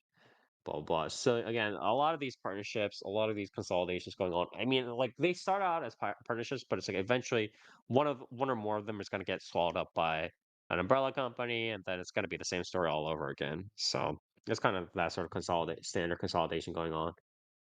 Other news: Japanese entertainment company Toho announced on Tuesday that it has acquired 45 shares or 6% of stock in the anime management, production, and distribution company Comics Wave Films. Their investment is intended to elevate the studio's working environment in order to raise the quality of the works and increase the studio's creative opportunities. Again, very similar Surely. stuff. They Yeah. recently bought up G Kids as well. Which is interesting. Yeah. So if you guys don't know, Comics Wave Films is essentially, I think, the studio that Shinkai Makoto is under, or I think did he found Makoto yeah Shinkai. How dare you say his name in front of me again? yeah but yeah, he mainly works with them for distributing his movies and stuff like that. So last piece of company news here. So Bamco apparently has been under some turmoil recently, and they said Bloomberg reported on Tuesday that Bandai Namco Holdings has halted or canceled development on a number of unannounced games, including an unannounced title which Nintendo commissioned, as well as unannounced titles for Naruto and One Piece franchises. The company is Here, reportedly making let cuts me, to its let me, one. Yeah. no, continue. I'll see it in a bit. The company is reported making cuts to its 1,300 strong workforce due to the canceled projects and like blah blah blah about how all Bamco is trying to miserably treat all its employees because they fucked up. essentially. But yeah, Yeah, I You mean, know why? You know why, Spire? I would No, say Okay. Uh, uh, Dark, go ahead. Then I'll I say was my just piece. gonna say my best guess at like some of those projects is those projects were probably like fucking stupid like BRs and hero shooters. Obviously, like it was a fucking dumb weird arena call. fighter. Yeah, I mean, nah, Yeah. I don't even think it was an arena fighter because those at least sell. I think it was literally like stupid shit like battle royales and shit like that. Like I think it was very much like in the vein of the stupid fucking My Hero Academia game no one cares about, Yeah. or fucking Sin Duality, which is still not even out and is going to be probably one of the most dead games on arrival in general. Because reminder, Sin You want the dead Duality. game though? What about Blue Protocol? Yeah, I mean that I mean, also these was dead on all of this arrival. is all of this is a consequence of Blue Protocol. Like they had a lot of money writing on Blue Yeah, Protocol. Blue but I Protocol was in think development for a very long time. my Had a my lot of big people assumption on is it. that these projects themselves though were probably also like I mean, these you know projects themselves are probably these were whatever. not If Naruto they Ninja Storm. Like let's put it that way. no, although the Nintendo one is interesting. Obviously, it's the one everyone's talking about. The last time Bandai Namco worked with Nintendo was on Smash Bros. Um, but there's literally no way Bandai Namco would be like, no, we're not doing another Smash Bros. Like, Yeah, there's literally no way. yeah. It That's was why probably I think these it was projects were probably very something really silly, like because they did the that weird like Pokemon fighting game. I forget what it was called. Pokken? Pokken Tournament Pokken or whatever. Fighter. Yeah. Yeah. I if I had to guess, it was probably something silly like that. Some like weird side game. They were probably like, we're getting our fucking ass fucked right now. So we're probably not gonna do that, right? Um, Here's my hot take. They're diverting everything into Sparking Zero and other Dragon Ball games I mean, because for Dragon Ball Kakarot, games, probably yeah. I don't think they're gonna be. I don't think they're gonna everything be pumping out content for Sparking Zero that hard. Uh, everything Dragon Ball related is getting Daima DLC. Kakarot's getting Daima DLC. We already have the Daima DLC slated for Sparking Zero along with the superhero DLC. Well, yeah, so of course, but like even what's it called still gets DLC, and that game has like fucking 300 characters in Xenoverse. it now. Oh, Xenoverse I is mean, getting it Xenoverse too, gets it, probably. Hell but yeah. also like even the fucking Naruto the like Boruto arena battler thing. Is Like Bandai Namco also responsible for the Bleach game or no? pretty sure, yeah. I mean, not everyone knows the Naruto games are dead. The One Piece games, they're okay, but they're not Dragon Ball levels of hype. I mean, One Piece is among a lot of the stuff that was canceled. Pretty sure they Yeah, said I mean gee, they that's canceled a why. couple of the one. If it ain't Sparking Zero, I mean, it ain't Dragon Ball. It's probably not gonna make sense. I mean, again, Yeah. I don't think it's really much to do with a lot of the properties. I think these were just all like the bullshit side games that they've been putting out. I mean, a lot of And these have probably been really also bad. weren't even in production. They're probably just like in pre-production, like talking about. Yeah. Yeah. Yeah, pretty much all of this is a consequence of Blue Protocol. I can't believe a Yeah, game that and doesn't have content didn't do Yeah. well. Crazy. it's very unfortunate that others have had to take the fall for them kind of fucking the bag. I mean, But it is. that's the story of the games industry right now. Yeah. Okay. I think that's it for the news. And with that, we are going to move on to our last segment, our shoutouts and callouts. Everybody here gets one shout out and one call out each. Shout out can be 5 out of 5 stars, something that you want to praise, and it can be only one person, place, or thing. And call out is, of course, something that you want to insult, rant about any one person, place, or thing. And we start now with Toast. Uh, shout out. Mhm.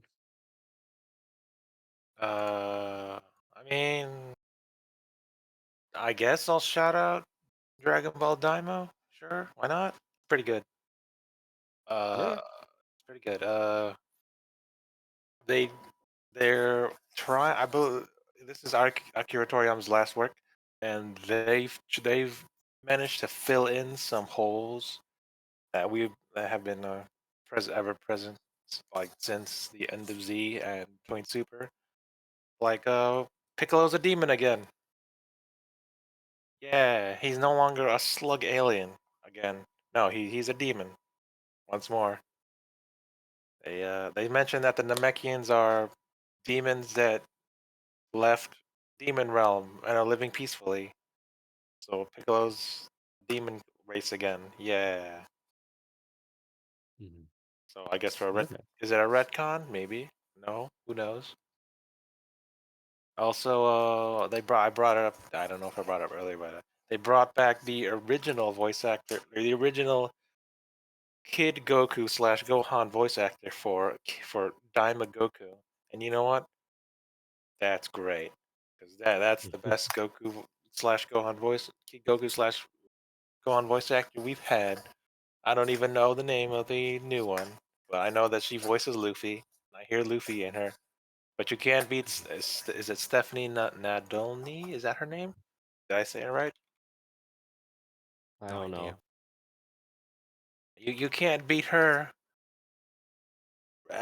Voice. You guys know Super Saiyan 2 Gohan, and that's a good scream. And the BoJack movie, the famous line, that's all her. Hell yeah.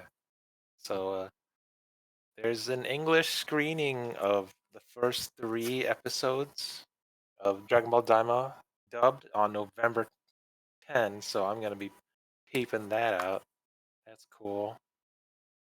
Yeah. I mean, sure, that's it. Yeah. Okay. And your call? Uh, I don't know. Based. Okay. Everything is good. No, Yeah. everything's not good. What's the name of the earthquake again? Pulling out Of the visas. recent earthquake? Visa Earthquake. applications. Hurricane. Yeah, I don't think they name earthquakes. Why not? Because Hurricane. Probably because they they happen can't at really detect those ahead of time Yeah. very well. Yeah. But anyways, Oh yeah, Hurricane Milton. Yes. Screw that yeah. guy. Also Yeah. the one dude that left their dog to die chained to a fence during Hurricane Milton. Screw you too. Was that the one where the reporter found the dog? Yeah. Oh wait, no, you know It what? was Actually, police. never mind. No, I saw an even more psychotic clip.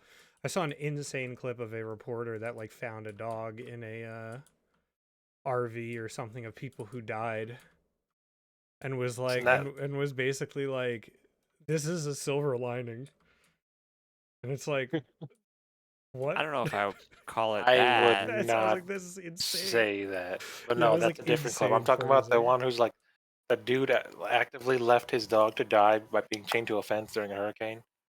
That guy. Nice. Kind of psychotic. You guys didn't see that? No, I No, didn't. No. I mean, I no, saw I only the saw Lieutenant Dan. yeah.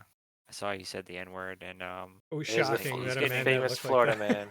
he's getting This one. arrested or something now, right? Yeah, I think he had warrants out for his arrest. This one. Nice. Um, But yeah. granted, his Anyways, initial arrests were funny, so fine by me. Yeah. He is also not the registered sex offender. Just a Damn. guy with the same name. Damn. It's not him though. It would have been funny, and it would have made That would have sense. been that would have been so funny.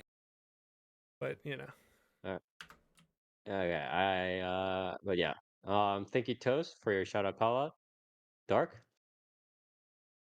um, shout out to Rebecca Black of Friday fame. Yeah, For you said dropping that. the new track Trust. Why Rebecca Black and not KSI? Because True. KSI's new track is ass. I was actually probably gonna call that out.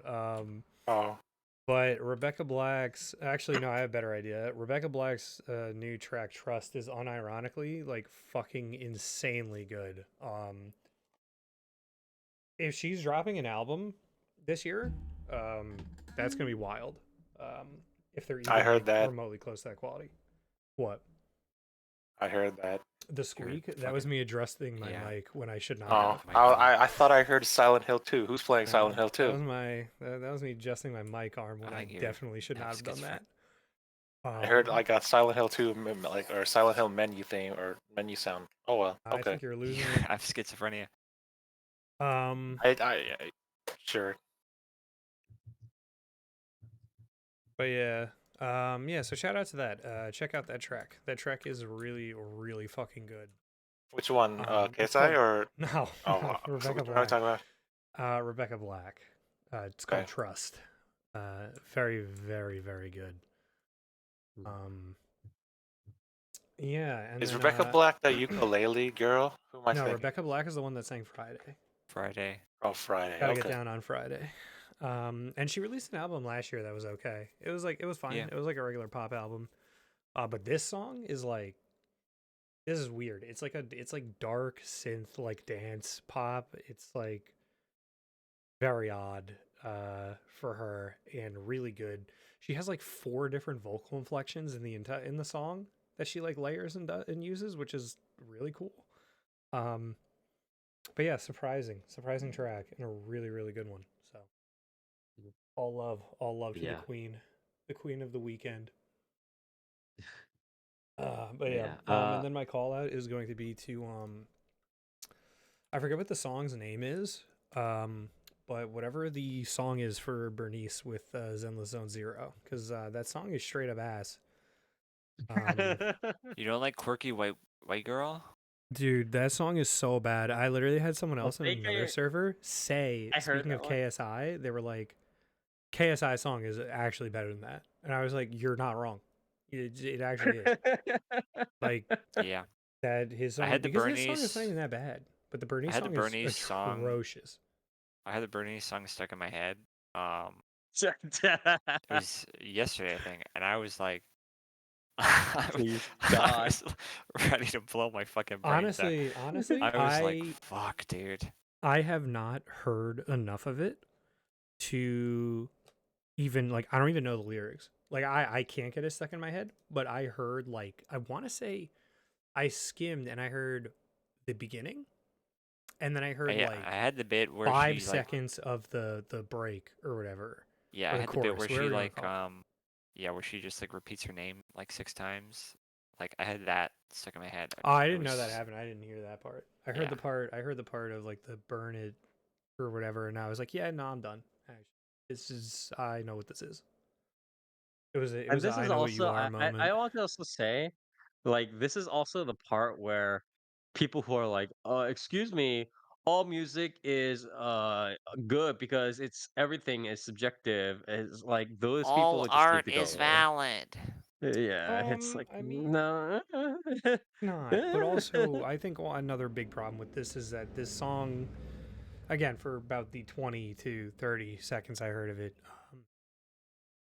yeah, it's But I just love it's just AI literally art. like 20. It's like 2010s quirked up white girl bullshit. No one needs to hear that. Oh, Why? What's Yeah. AI art? What do you think is AI music? It's definitely not AI music. AI could not make something this ass. they did that. They did do that One Piece AI song that one time. Did Oh, they? there's a One Piece AI song. Yeah, didn't they? That's awesome. That's sick. Yeah, Oda asked AI to compose a One Piece song. That was a lot. That was what, last year? Yeah. Everyone hated it. Yeah. Anyways, thank you, Dark. What about you, Nier? I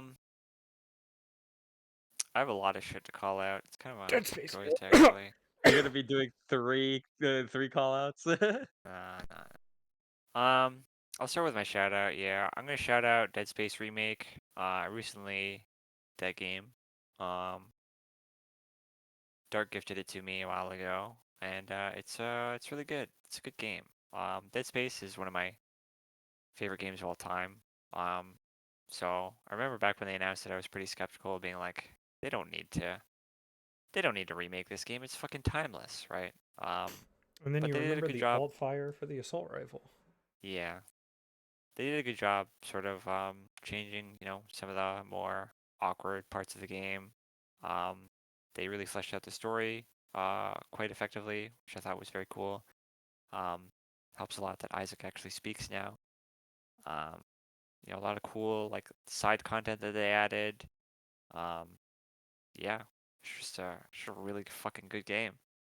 Really elevates the original, I think. But as for my call out, fuck man, there's just like so much happening in the world right now. But Yeah. yeah, I think I'm gonna call out. I'm just gonna call out Twitch staff, Twitch moderation, Twitch leadership.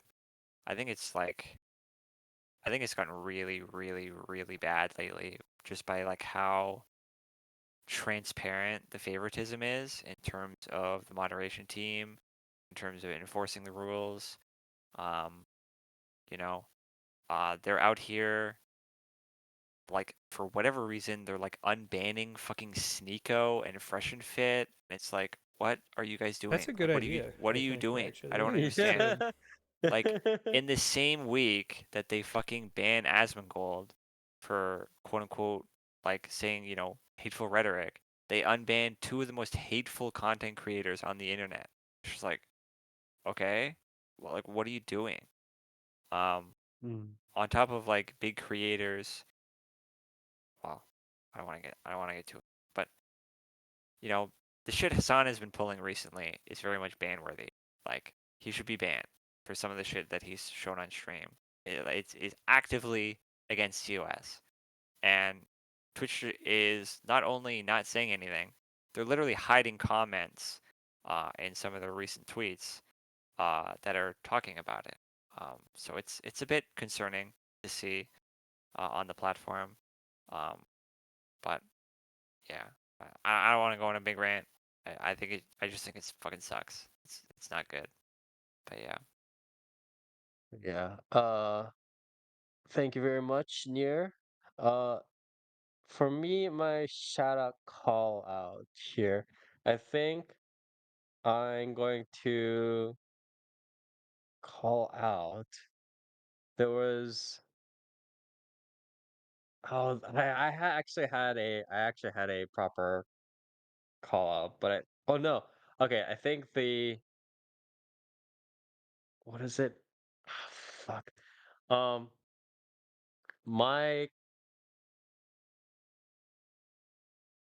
actually no, I have the call out because my call out is actually to the round one people for making the weird like the dates and all the shit for the events like super confusing because like Just I go didn't multiple understand. days, Spire. It's easy. Yeah.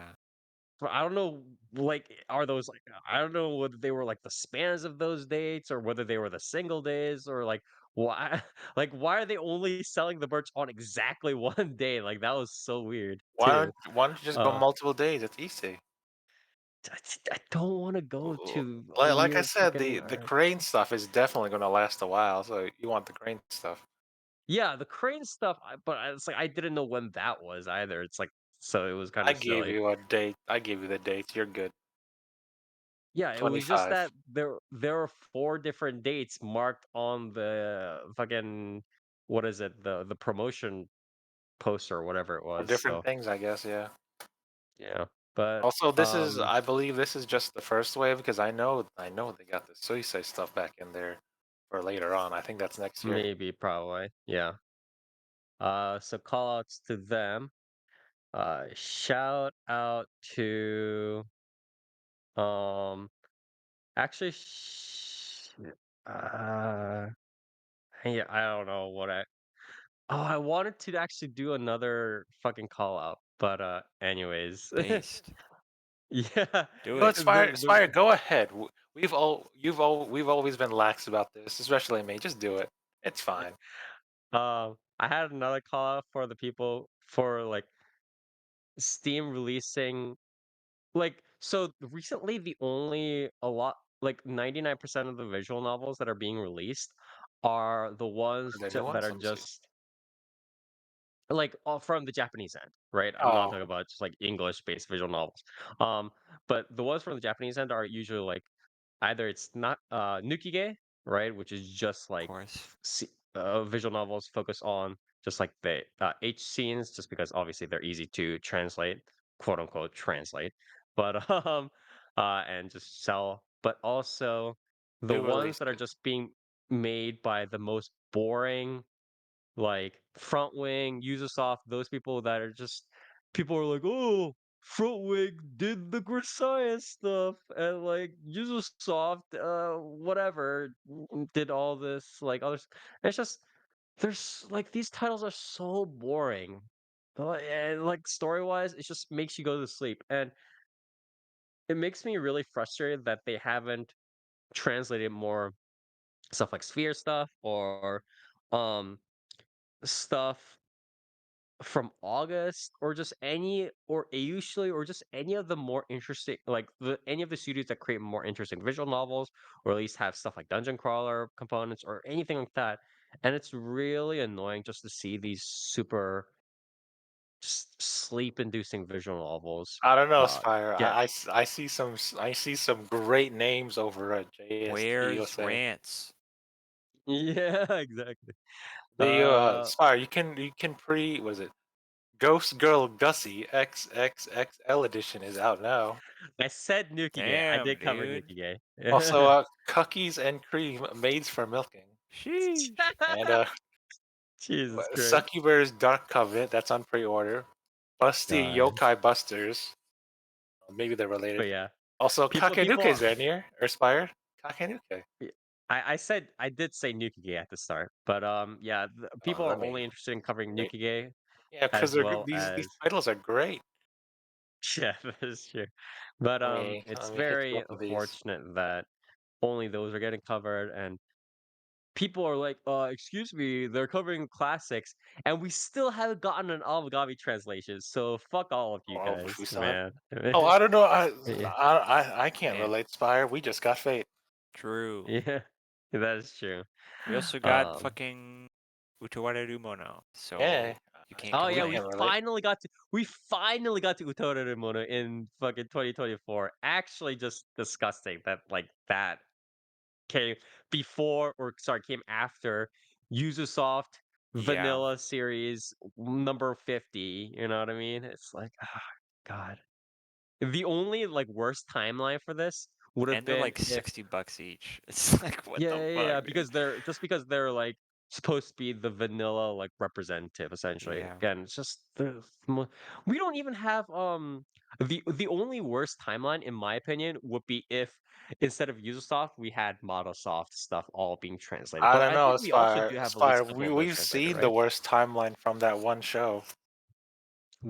Oh yeah, Ro- the American American anime, Saber. yeah, Hell yeah. yeah. But yeah, I wouldn't necessarily say that that's the worst timeline, to be honest. As long as America does okay with it, and we don't have like Elon Musk taking over the American Saber Company, American Fate Company, or whatever, American Type Moon, excuse me. But yeah, but yeah, that was my, I guess, dual Kimbo callouts. And with that, we are finally done with this episode of Foreplay Animecast. Thank you everybody for listening in. We have, I think, 3 more episodes, not including this one. We're just going to go through a lot of the titles that we have in the bag.